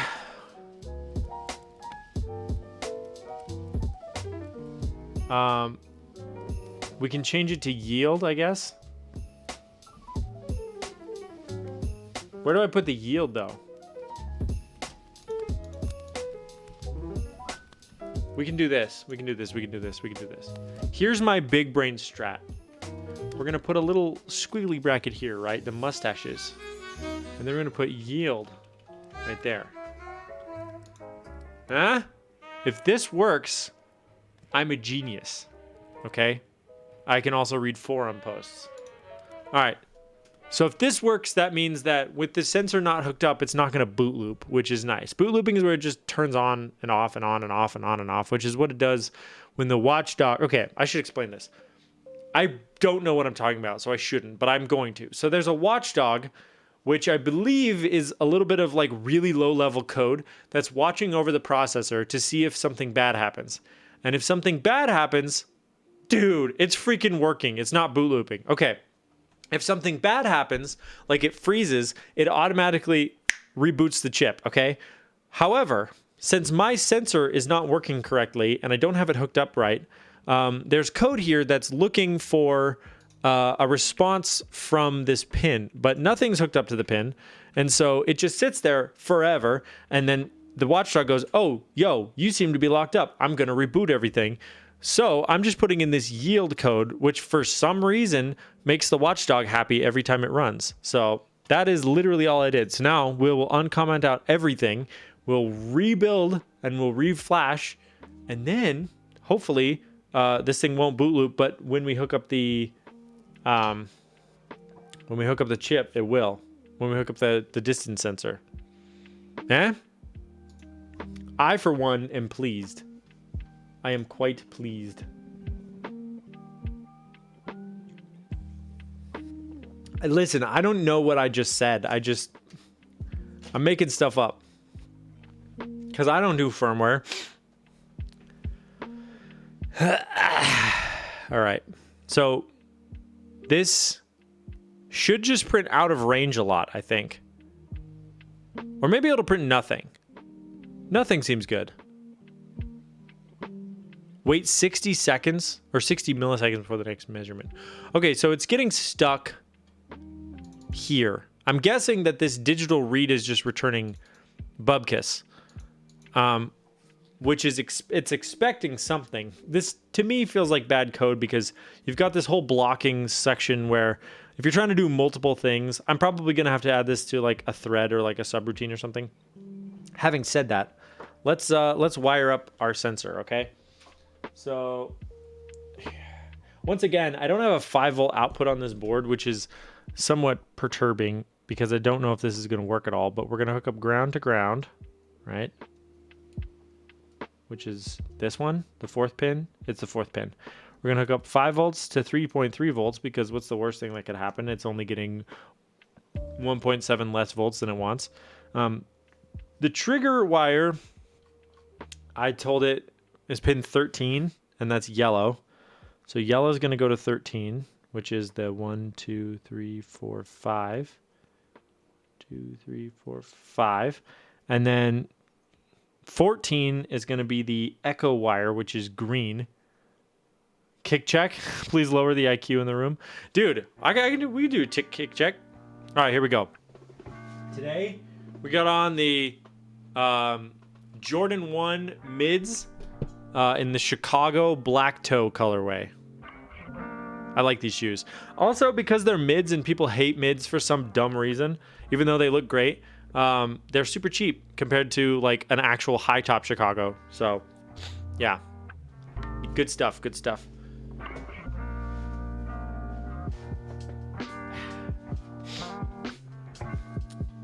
Alrighty then.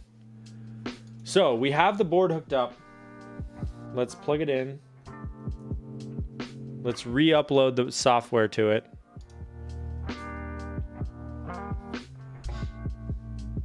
And let's see if it actually starts printing stuff.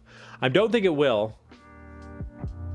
But there's a chance it will because the, and low-key no one can really tell a difference from, right? Dude, that's what I'm saying.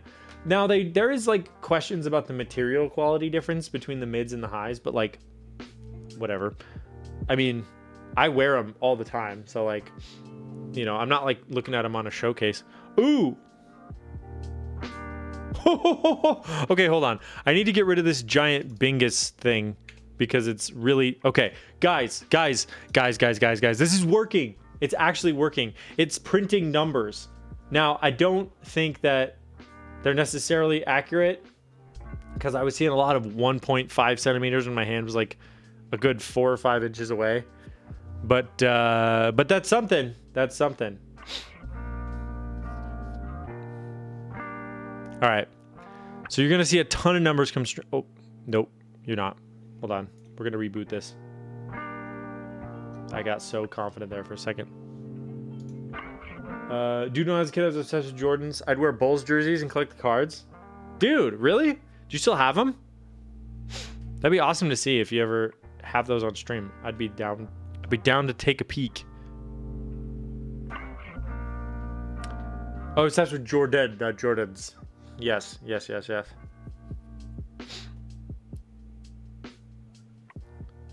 Okay. So, to me, this looks like noise.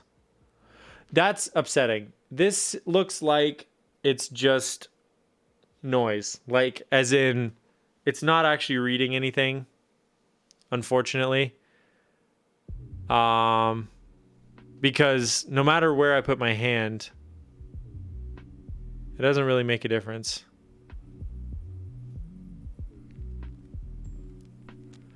Okay. So we've learned something, which is that this doesn't work. However, all is not lost. because we have other options. I have an infrared version of this as well.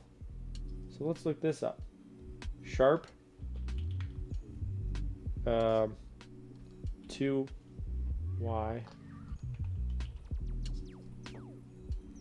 AO21. Okay. Oh, another SparkFun link.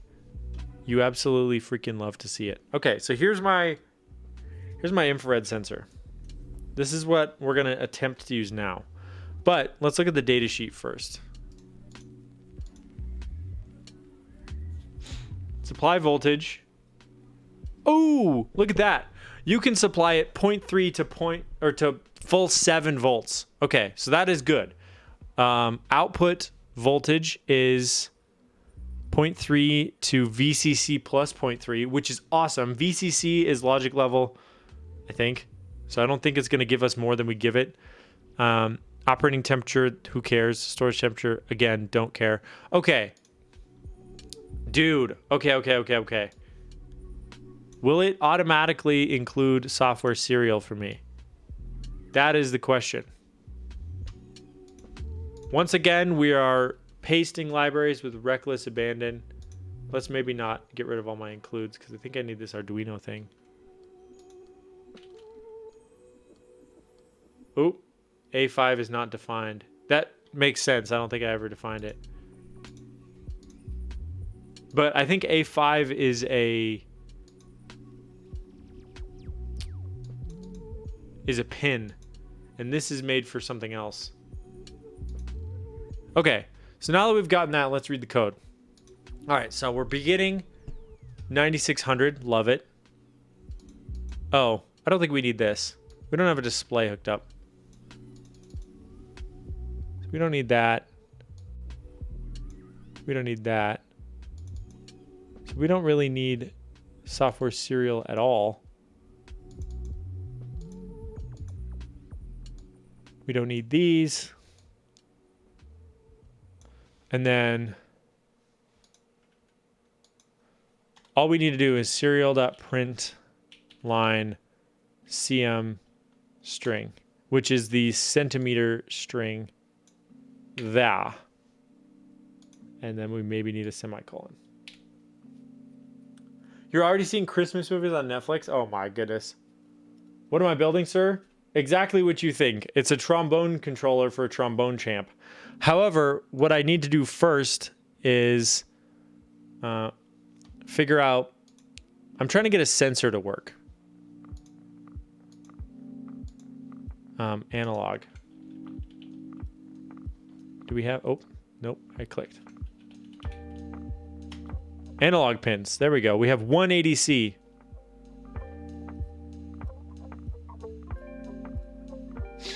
Has Mariah Carey defrosted? I saw she tweeted that she did. Did you see that the SCP Foundation replied to her tweet where they were like, "We're so sorry. We tried to contain her for this year, but we were unable. We'll do better next year," or something like that. I thought it was very funny.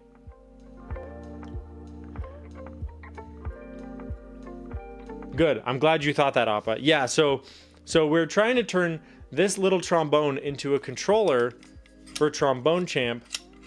And so the first order of business is we need to sense the distance that this slide is moving. So we tried an ultrasonic sensor, but we didn't have the supply voltage for it. I'm guessing is the problem. Who really knows? I'm just spitballing. But what we can try now is an infrared sensor. So I'm wiring up this little guy, this little infrared sensor, to the board, this board, and I'm trying to write code that can read back the distance that this is sensing. Hope that makes sense. You know, if something's not making sense to you guys, please let me know. I'm not fully sure what I'm doing, to be honest, but like, I'm trying. I lost my mouse. There it is. Okay. Can we just call this A? What pin number is it? Analog read. Do I have to provide an argument? Like, Adafruit, huzzah, analog read. There we go. Hey, we're in the forums here. Oh, A0. The code seems to read analog value from the A pin. Int reading equals A0. A0. Hey, yo.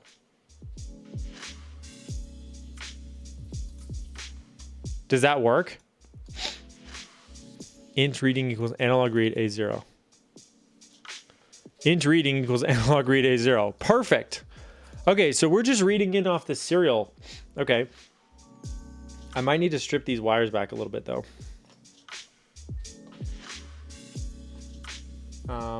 Maybe. So I have my sensor and I have my wires, and I think, yeah. In fact, I might need to just put longer ends on them. Okay, I need to get a wire stripper. 1 second. I'll be right back.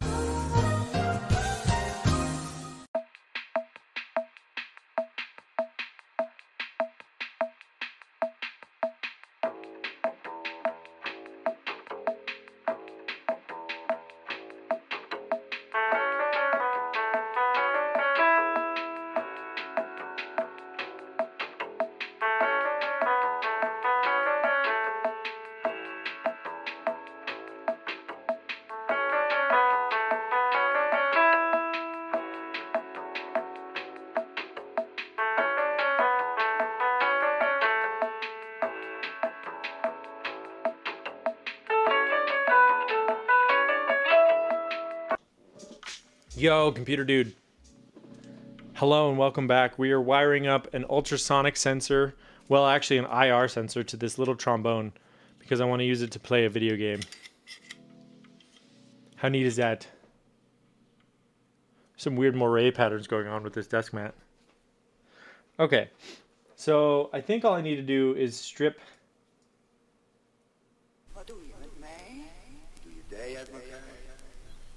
the wires a little bit. What is this song? Let's skip this one.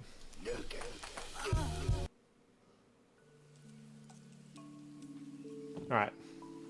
So we got one. So that's ground. So this is a much simpler sensor in terms of electronics. The previous one needed one for the microphone and one for the speaker, and then you had to manually pulse it. This one just has a digital or an analog output, so it just gives you a number, which is easier both from a wiring perspective and from a firmware perspective. So 1, 2, 3, 4, 5. So the 5th pin, I might need to tin this. We'll see.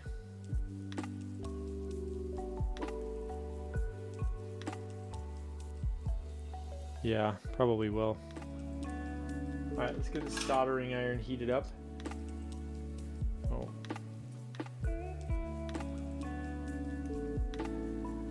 Yes, you do.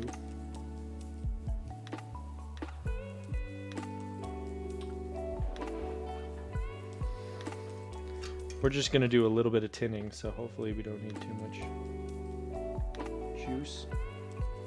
Tinning is just the process of applying solder to a bare wire. It can help with like structural integrity of the wire, especially if it's like a multi-strand wire like these are.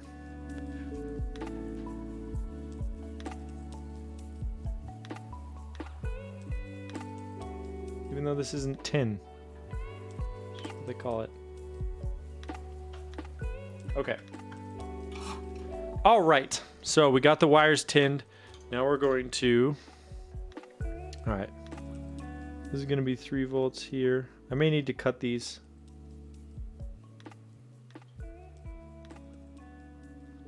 Yeah, I probably do. Stripped off too much. That's better. Or is it? Do I need to put a blob on the end? It's kind of unfortunate.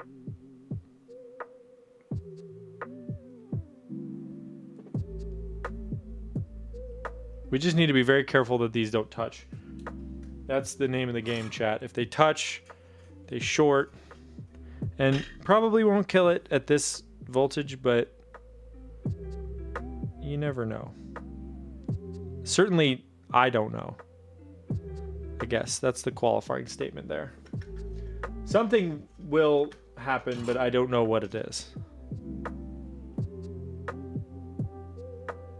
Is that too thick now? Oh my word, I just can't win.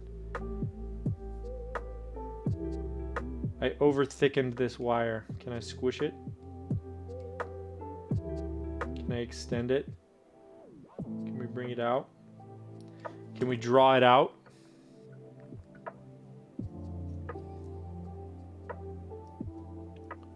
No. Of course not. That would be too easy. Let's just remelt it.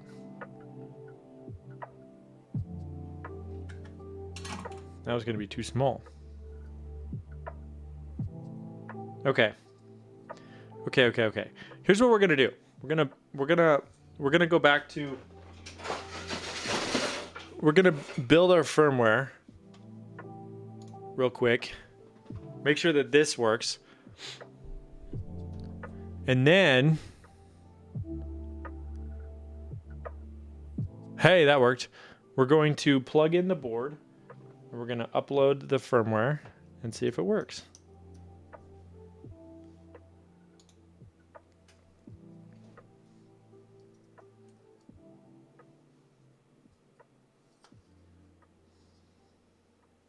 Okay, I have the sensor positioned in such a way that I should be able to easily detect its movement with my hand. It's kind of pointed up at the desk. So we should just start seeing a bunch of numbers flooding the screen as soon as this upload is completed. Hopefully it doesn't boot loop. Oh! No. Oh no. So here's the problem. This is working phenomenally well, might I just say. However, there appears to be a pretty big dead zone as you get too close. That's annoying. So let's just do this. Let's just print the reading directly, because I would think that there's a modicum of granularity involved here. Also, it feels like when I put my hand in front of it, it's like I can feel it. Is that bad? Am I microwaving my hand? Like, is this unsafe for me to be using? That's kind of bothering me. I'm a wee bit concerned that I can feel this sensor with the palm of my hand. The power of the sun in the palm of my hand. I don't like that. But, you know, we make sacrifices for science, and in some cases that sacrifice is like our whole entire hand. It's an infrared distance sensor. In fact, I can show you. Oh, nope, I closed the tab.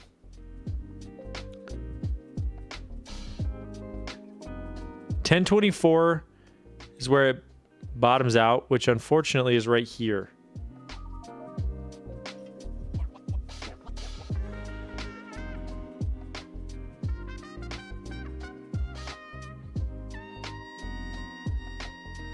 Yeah.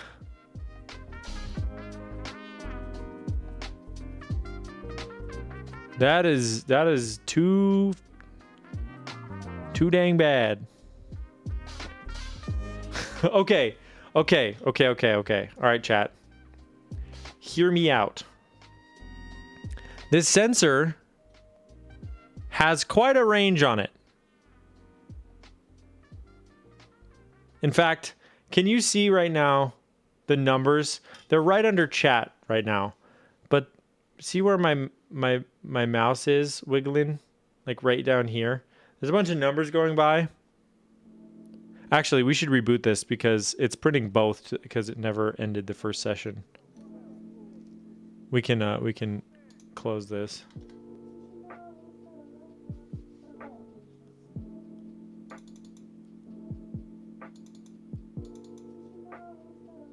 Oh, it's printing both. Oh, it is doing what it's supposed to be doing.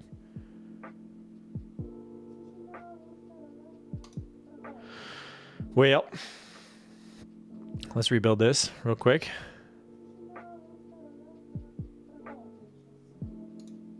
So here's what I'm facing.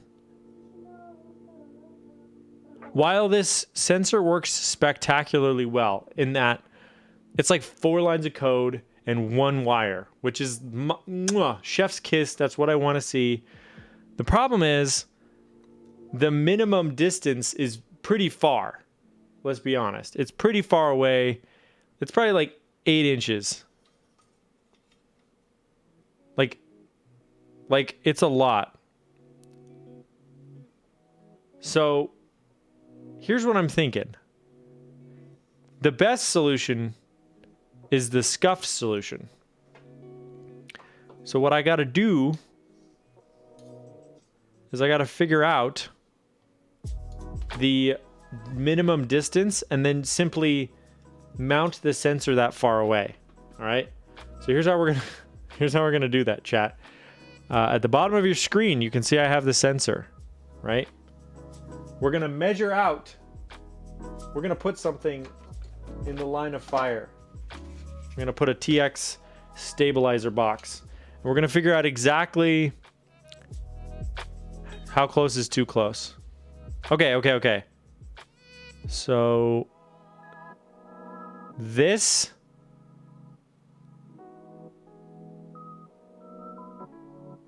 we're still okay, that's it. That is the closest you can get to it before it just goes too close, can't tell. So what we got to do is get out a tape measure and determine that this distance is 10 inches. That's a nice round number. Fire? There's no fire. We have prevented fire. All right. So, with this knowledge in mind, with our brains swelling, with the knowledge that we have gained, here's what we're going to do. Because it's big brain time only here, we need to get this sensor a minimum of 10 inches from the front of the trombone when the slide is closed. Now, obviously, once you move the slide, it gets further away. But when it's closed, it needs to be like out here, right?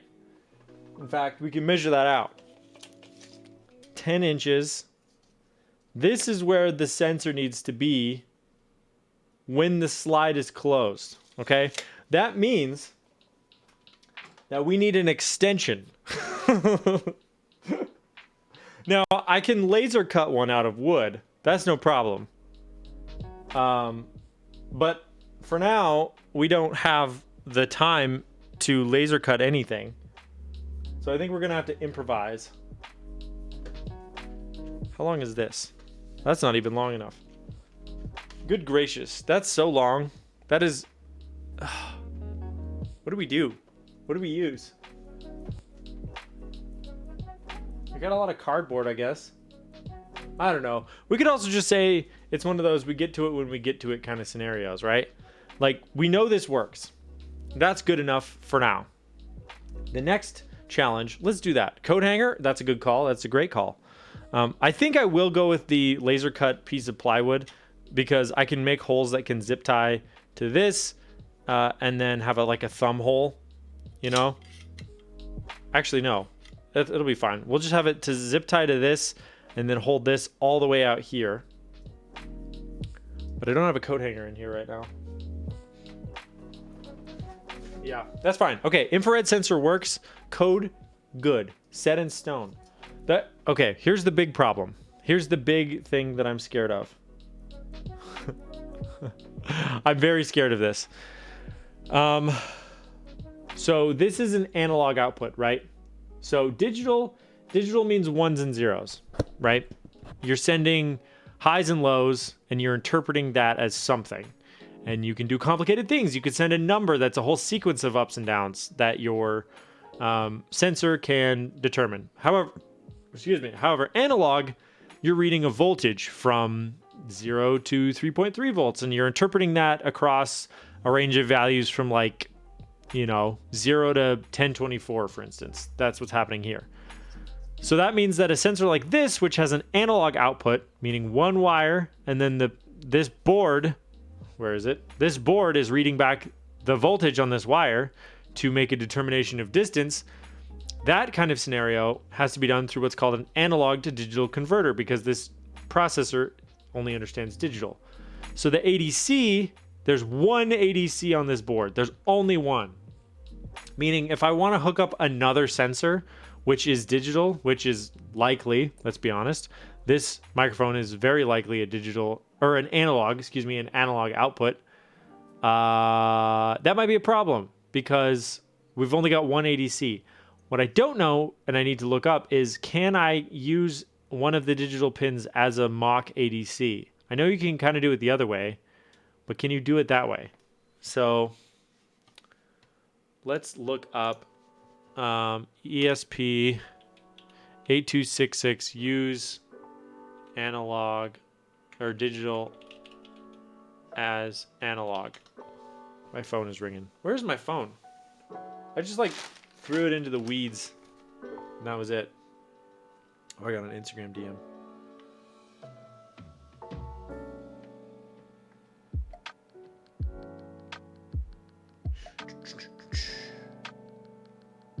Oh, we're good. It's a DM from my wife. All right. And by DM, I mean text. Okay. So let's confirm, I guess, that this is indeed an analog output. I can't imagine that it's not, but let's find out. I don't even see a part number. It's in another language that I can't read. No worries. We'll go on Amazon and look up the part that I ordered. So no peeking, chat. Okay, nobody look. Going on my Amazon account where you can't know. You don't know what I do on there. You don't know what I buy. I did buy something fun for my wife recently. You guys want to see it? I'll show you what I got. Hold on, I'll be right back.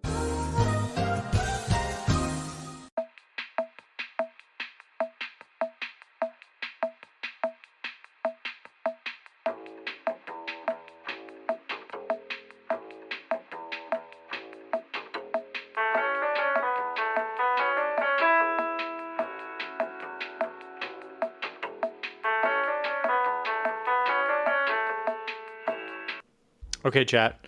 This is very fun. I saw this on TikTok and I really liked it and I decided to buy it for my wife and I think it's very cute. Look at this. It's a gyro, which is a percussion instrument that's usually a like a round vessel with ridges on it that you rub a stick on to make a sound, but it's shaped like a frog. Check it out.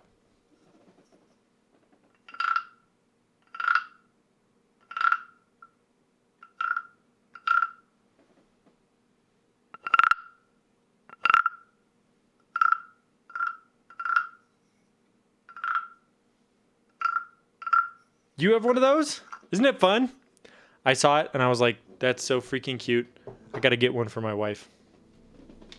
How neat is that? Okay. Let me look at my Amazon real quick. Don't worry about it. Ah, here we go.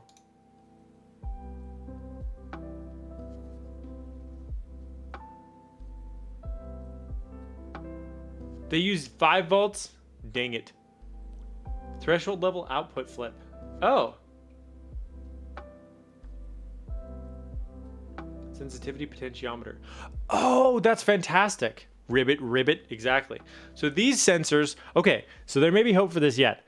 These sensors, you can see that there's a potentiometer, which is basically just a variable resistor, right? It's this little thing, when you turn it, it's how knobs work on devices most of the time. As you turn it, it changes its resistive value. So this sets a threshold for a sound level at which the output triggers. So I think we can read back this without using an analog input, which would be fantastic. The only thing I'm slightly concerned about is the fact that it says that it needs 5 volts, which we do not have on this board. How annoying is that? But you take what you can because this is a wireless board. Okay. Digital switch output. Love it.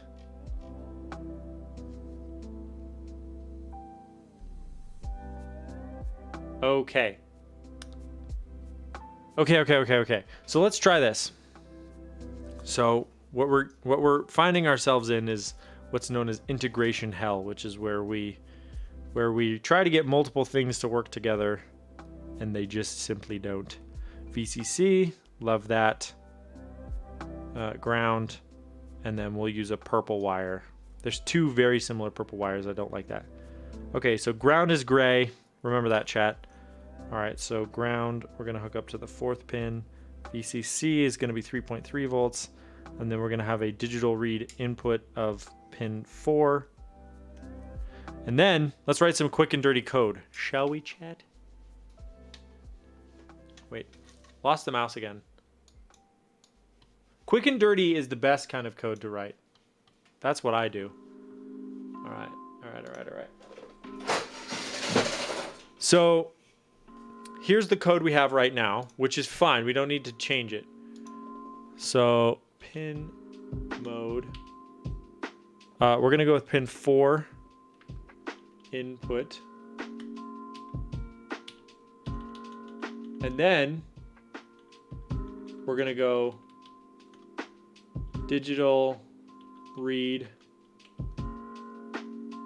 4. We'll go like what do we want to call this variable?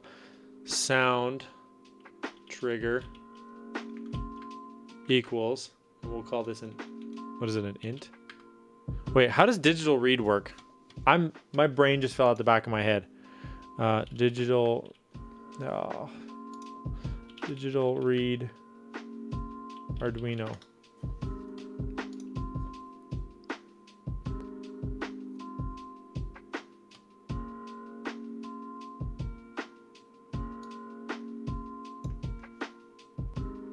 Oh, okay. We should initialize the variable up here. So int sound trigger equals 0, and then sound trigger equals digital read 4, and then we'll go serial print line sound trigger, like such as. I think that's what we want. Okay. We just need a semicolon there. Big brain time. Build that. See if it works. Then we plug the Bingus board 9000 back in. Wiggle. Yes, okay, built. We upload a monitor. Now, this is a great sign, chat. The lights on the microphone came on.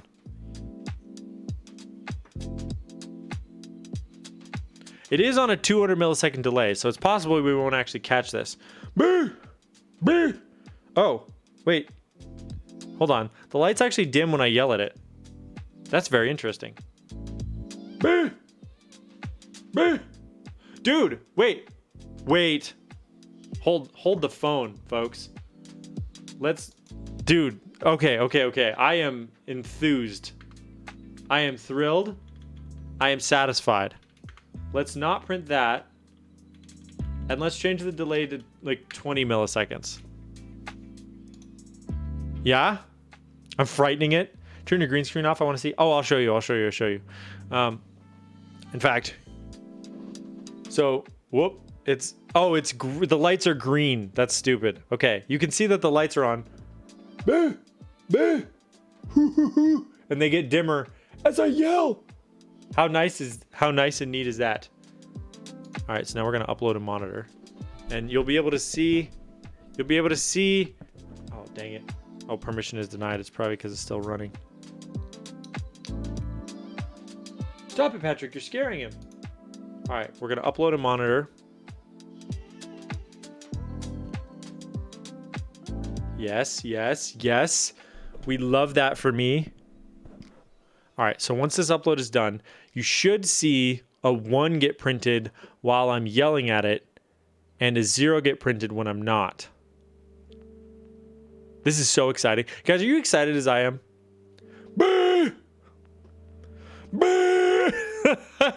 Dude, it's working. Hold on. We can adjust the potentiometer. I feel like you guys can't see very well. I'll move it over here. Beep, beep, beep, beep, beep. Okay, so if we adjust the potentiometer, I don't know what that does. Oh, now it's not sensitive at all.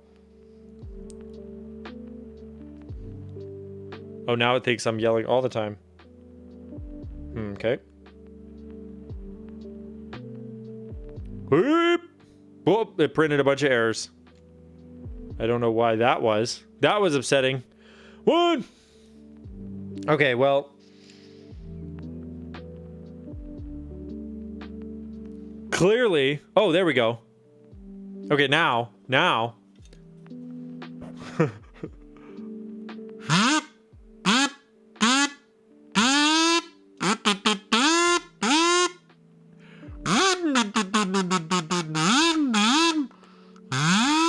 You see all those ones that get printed in chat? Not in chat. That's the ticket. Oh, it thinks it's loud right now. It's not, buddy. Calm down. Everybody remain clam. Actually, do I need to go the other way? Yep. Man, that's like very sensitive. I thought my neighbor turned on his Honda Civic for a second.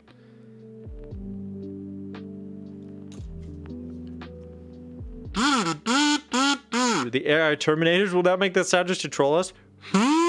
Listen, hey AI, if you're listening, remember me kindly. I'm friend, not food. Okay? I hope that saves my butt in the AI uprising. That one simple thing I just did on the internet. Okay. Guys, this is actually huge. Do you know what this means? This means that we, in a single stream, it's only been like 2 hours, which I did like nothing for the first full hour. In a single stream, we got both sensors working in a single code loop. That's unbelievable. That is, I am tickled pink right now. So thank you, Turtle Cat. So I think what's left now is like the mechanical engineering. You know what I mean? Like I think realistically, we just have to strap this young fellow, this strapping young fellow. Appa likes my old man phrases. What can I say? We just have to strap this right here so that it can be listening in to our conversations and reporting them to the NSA. And then... Wait, stop what? What did I do? What am I doing? And then this strapping young lad needs to go here on a big old extender because... because things are just that way sometimes in life. Yeah, then this has to go somewhere, as does the battery. And then, okay, so maybe I'm being a little optimistic, all right? I just listed off like 1,000 things I have to do because I also have to write all the code for the WebSocket that can feed the data wirelessly to my PC. That's a whole nother thing.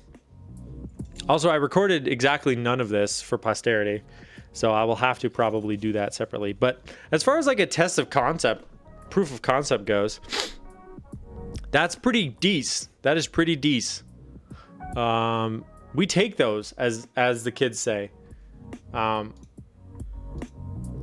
So let's see, where do we go from here? Well, as far as my task list is concerned, we still have to finish the firmware. We have to write firmware that can connect to my Wi-Fi, set up a socket, and then actually like communicate with my PC. We have to write the software which lives on the PC and interprets that data and turns it into keystrokes. Then we have to mechanically mount everything, and then we're done. Then I just have to film the video part. I'm honestly pleased with this. Like, also, especially given the fact that I actually did this on stream and it worked. That's pretty poggers, bro. Now, I don't know that I really want to do the rest of those tasks on stream, because first of all, I don't want to leak my IP address, and I think setting up a WebSocket to run on my internal network is like asking for trouble. But secondly, I'm kind of tired of this sort of activity at the moment, but I also don't really want to be done yet necessarily, because I haven't been live that long. So what do we do, chat? We can do anything. The world is our oyster. Now that we've broken the mold of keyboard content, Fuzzinator. Hello, my guy. How are you? We can dehydrate. That's a good shout. All right. Let's pull that up. Been lurky. Train the camera to face track Mabel. Ooh. Patness is here. Patness, I'm sorry, the green screen really messes with the flash command, does it not? All right, here we go. Okay, chat, if it lands on take a lap, I am respinning. No cap, no kizzy. I'm not doing that tonight. This is also the new wheel, I think. Oh. Well, that one I'd like. I do enjoy a spot of whiskey. This has definitely been a fortuitous spin for me. The question is, what do we drink?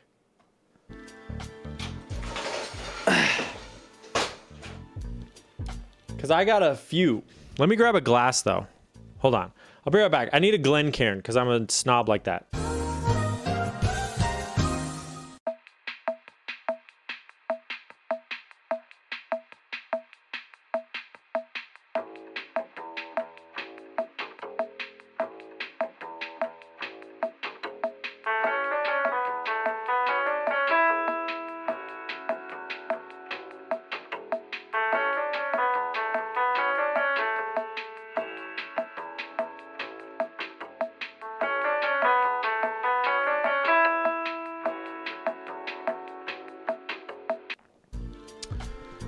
What are the options? Oh, my sweet summer child. There are far too many.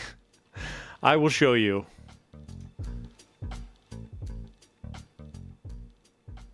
All right. Actually, I can turn on more lights. There we go. Not the whole bottle, you absolute maniac. What do we want today? What's good in the hood? What am I feeling? You know what? Let's get a classic. Let's get... Ooh, okay. All right.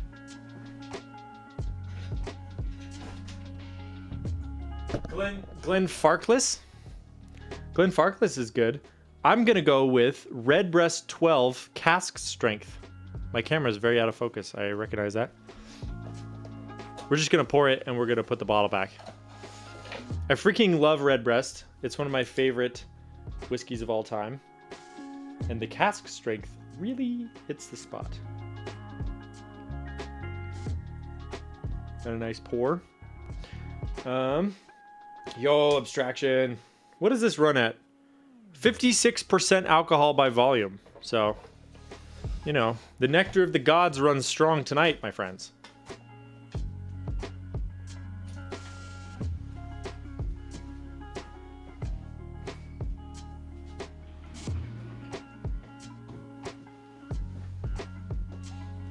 Bless indeed. I agree.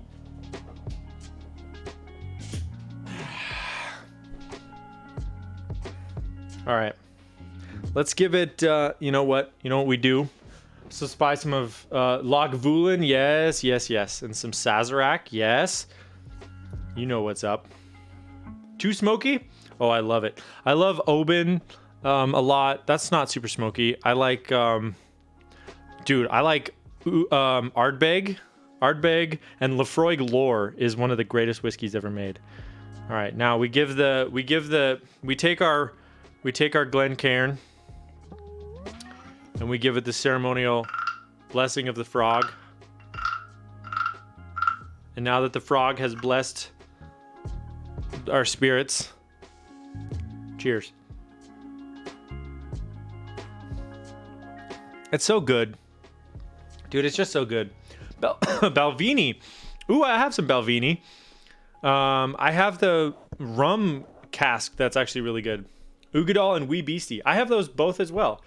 I have Ugadal, Korivrekin, Wee Beastie, and Dark Cove. What's the last one I have? I have one other one. Something. I got something. All right. The question that I posed to y'all, chat, is what do we do now? What do we do? Because this project is going well, but I am probably not going to work on it anymore tonight. Let's put all the parts in here. All of the constituents. I have a lot of code that I need to write off stream because it's not stuff that I want to show on my monitor, nor do I actually think it would be good content. Why? Wait, why what, Patness? I'm not ending stream. I want to do something else, but I haven't figured out what that something else is. Closed source. Well, not closed source. I just don't want to leak my IP address. You know what I mean? Which is unlikely because I'd be doing internal networking ultimately, but I'm a little bit paranoid. I guess you could say I don't trust you guys. So yeah, we could play Overwatch 2. I've been playing that a bunch. I've been trying to convince Fuzzinator to play. So maybe we get him to try Overwatch 2 for the first time. We could play the drums. Yes, I do have those set up and ready to go. So if we want to play drums. Did anyone hear that? I'm going to refund that because I didn't hear that. Let's check on StreamerBot. Is it okay? Oh, it's dead. Freaking StreamerBot. It's the bane of my existence. Can you not just run it on a loopback? Wait, run what on a loopback? This thing I want to be wireless. I can run it off of USB, but I want this thing to be wireless. So actually I don't need everything. I know exactly where that file is. Desktop. You should have your points refunded, Patness. Yeah, so I'm just gonna have the wireless device broadcast, or it's gonna host its own WebSocket. Sorry, Zezio, things aren't working at the moment. Oh, now they are. All right. Also, hello. Oh, my Halloween VOD. Yes, that was a good time. That was fun. I talked about it at the beginning of stream. I shaved my beard for that, which seems to be a critical mistake because this face does not do well with unshorn features, let's just say. But okay. Yeah, I want the socket to just be like hosted on my local network, and then my PC goes and finds it, is the idea. And then it connects to it, and then it tries to feed it really fast data of like, is he blowing on the kazoo? Is he sliding the slide? And if so, where? And then we convert that to mouse movement and position data. That's a theory anyways. I don't know. Stuff is so good. Okay, so fun fact about the Irish, all right? A couple fun facts about Irish whiskey because I know way too much about whiskey. So the signature kind of almondy flavor that you get out of Irish whiskey is actually fully due to an act of defiance. When a tax was imposed on malted barley, the Irish started making their whiskey with partially unmalted barley in a way to avoid paying as much taxes. And that unmalted barley is what gives it this super unique almondy flavor that is very common in Irish whiskeys. It's kind of like a calling card. The other interesting thing is that Irish whiskey is traditionally made in a pot still, and whenever they would retire a really good pot still because it just got too old, they would take the new one and they would hammer it and dent it everywhere that the old pot still had dents in it or damage, thinking, well, I mean, this one was good, so let's make the other one exactly like it, which technically worked because you know, at the time they didn't fully understand the physics and the chemistry of the situation. So there actually, whoa, my goodness, there actually was like an advantage to the shape of that pot still. So yeah, that was actually a pretty interesting thing that they would do. It is very interesting that everything, the service, seems to kill my CPU. I don't like that. I don't know why it does that. Anyways, Irish were interesting. They did it. They did things their own way. And I think their whiskey's great though. I just love Redbreast. I love Green Spot. Those are some of my favorites. I love Napogue Castle. Super good. Yeah, I don't know. There's a lot of really solid Irish whiskeys out there, and this one's one of my favorite. But Redbreast 12 cask strength, if you can get your hands on it, is like an S tier whiskey. So, that is good stuff. I always inhale immediately after drinking it, and the alcohol vapors go down my throat. You have the unfortunate curse of the stupid state-run liquor stores. You bet I do. So, yeah. There is a website that will ship to Montana. I don't know how exactly legal that is, if they're declaring it as olive oil or whatever, but they say it's fine. So I've gotten some bottles through them, but for the most part, if the state hasn't approved the import, which I'm so annoyed because the Ardbeg committee releases, like they did it was called Ardcore, and it was like a punk rock themed Ardbeg committee release that was not available in our local store, which is super frustrating because like I really wanted it. Knock knock FBI. I mean, in GTA is where I ordered this online for sure. I did not do this IRL. But yeah, so they're just straight up isn't supply. And so the state allocates how many bottles of what get imported and which stores get them. And a lot of times the bars have priority over the stores. So, you know, if you can't get it from the store, somebody else might have it. But yeah, it's just a pain. So that's the other reason why whenever I'm traveling, I always check out the liquor stores. It's crazy to me that in like California, you can go to Costco and buy Redbreast. Like that's so awesome. I love that. And it's cheap. Like, I don't know. It's the vice tax. We don't have sales tax in Montana, but the vice tax on spirits is very high.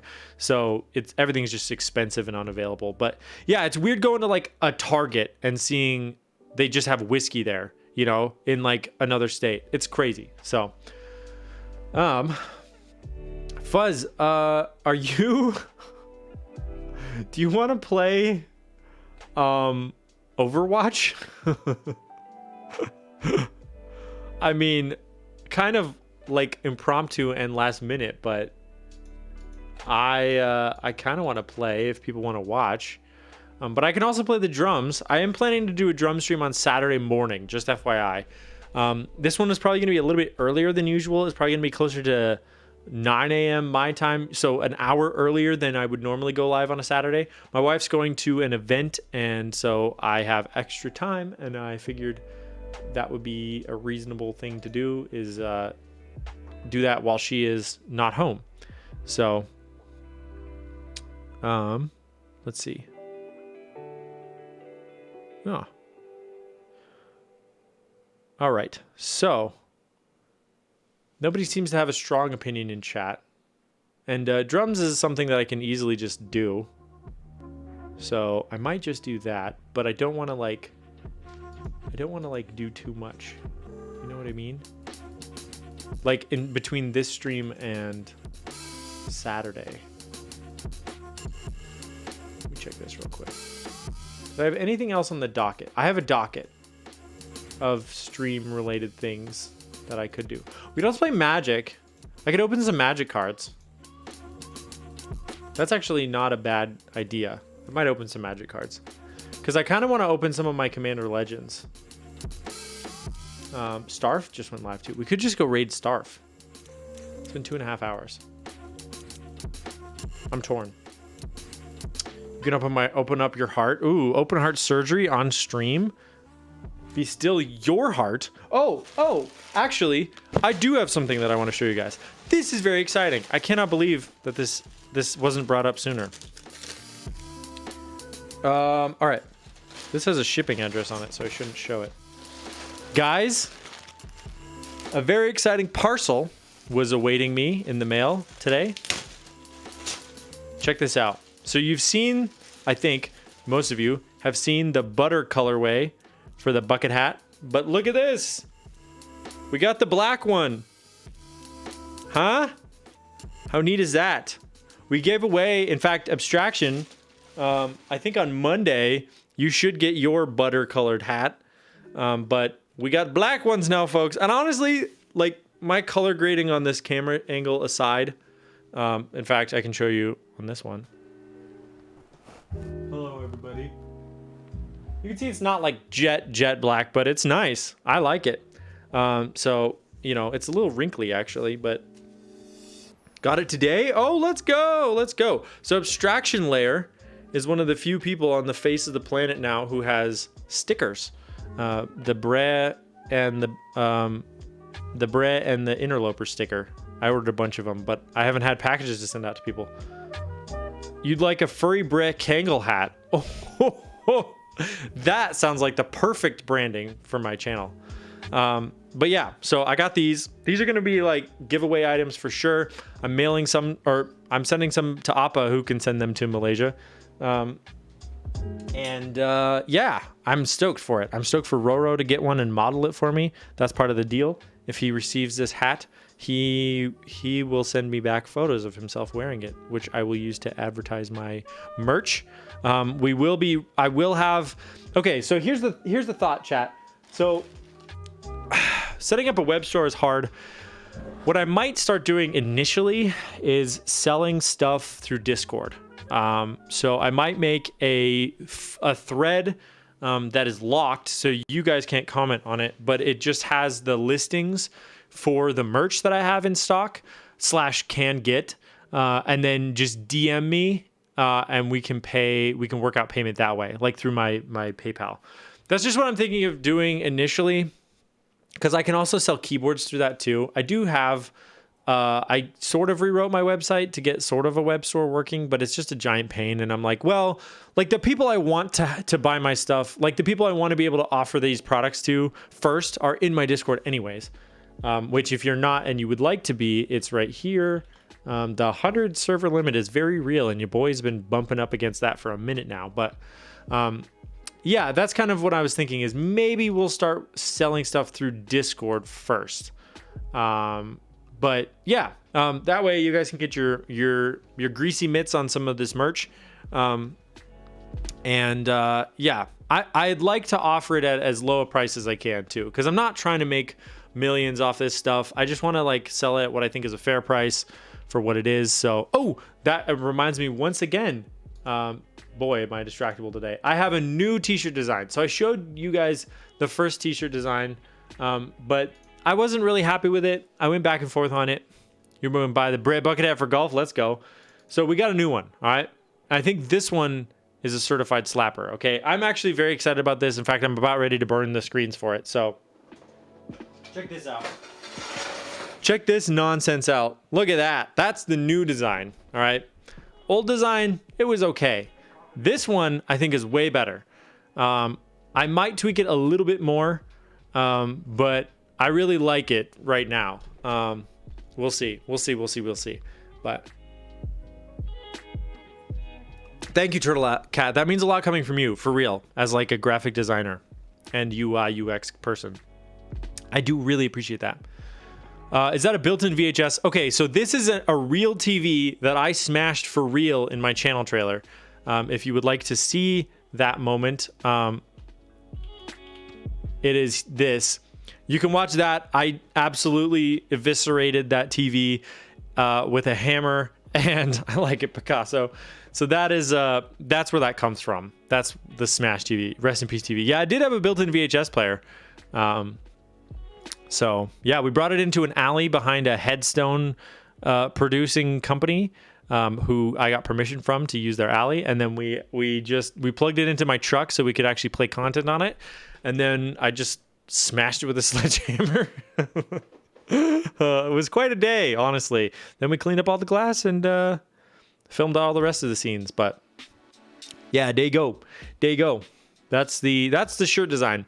I also think it has a decent chance of looking good. I haven't inverted it yet, but looking good on a black shirt with white as well. So yeah, we're gonna have, yeah, it's a 2-screen process, which is gonna make it nice and easy. So it's pretty simple. You'll just have like a black.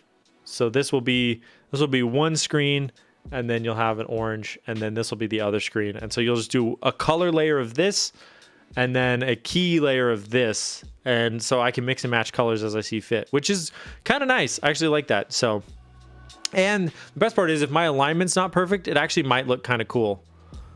You like the trailer? That's good. I wanted to make a trailer that was like so high effort that it was sort of unrepresentative of the dumbness of my stream. And I think we pulled it off. I'm not mad about it.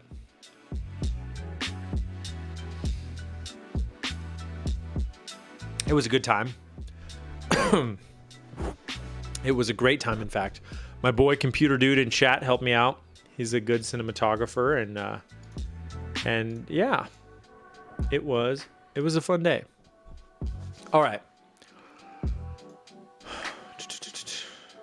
Let's see. I'm trying to think if there's anything else. I know there was something else I wanted to do on stream. That's what drives me crazy. You see me hemming and hawing up here like a guy who can't figure out what he's trying to do, which is exactly the situation. It's because I know that there was something that I wanted to do on stream, but I cannot for the life of me remember what it was. But that may just have to like die in the back of my brain and never see the light of day, because I didn't write it down. It's not on my stream docket, and I don't know, whatever. Okay, chat, actual poll time. If you're lurking and you care, now's the time to speak up. Do you want Overwatch or drums? Because those are my two leans right now. I'm leaning towards those two. Overwatch, drums, or we raid. Those are our options, actually.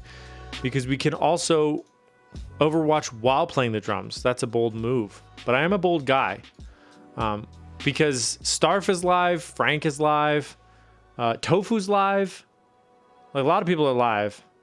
You know, Kim is live with a VTuber right now. That's actually huge. Yura's live. We could just raid Kim helping this VTuber. That's actually an interesting idea. Thoughts? I kind of want to do that. Share the Keeb love, you know? Let's do that. I'm making an executive decision because, chat, I will be back on Saturday, okay? So we'll get our fix of drums then. And then I'll be back again on Monday after that with your regularly scheduled Keeb content. So, Riot. All right, her name is Kiki.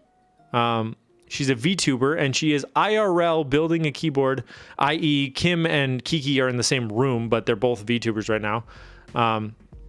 Riot. We don't riot here. We just behold things. She's building her first keyboard. It's a Keychron. It looks awesome. And it looks like they're close-ish to done, but I just wanted to spread the Keeb community love, all right? So have fun, everybody. Here's your raid message, and here's your sub-raid message. Thank you for hanging out with this very unconventional stream. Depending on... Oops. I did not unraid that. Hold on. That's embarrassing. Kiki. There we go. Thank you. Yeah, I don't know how many more of these types of streams I'm gonna do, but this was fun, so I did enjoy my time. So we'll see if I do that. But either way, I will be posting this on YouTube, and I'll definitely link the YouTube video when it's done. I'm not cutting this stream down or anything, but I am gonna be like making a video out of this concept. So, all that said, go say hi to Kiki, give her some keyboard love, because it's such a good community to be a part of, and like I'm proud to be a part of this this fantastic group of people. So thanks again for being here, and I'll see you guys on Saturday morning for a drum stream. It's in my Discord. All right, bye.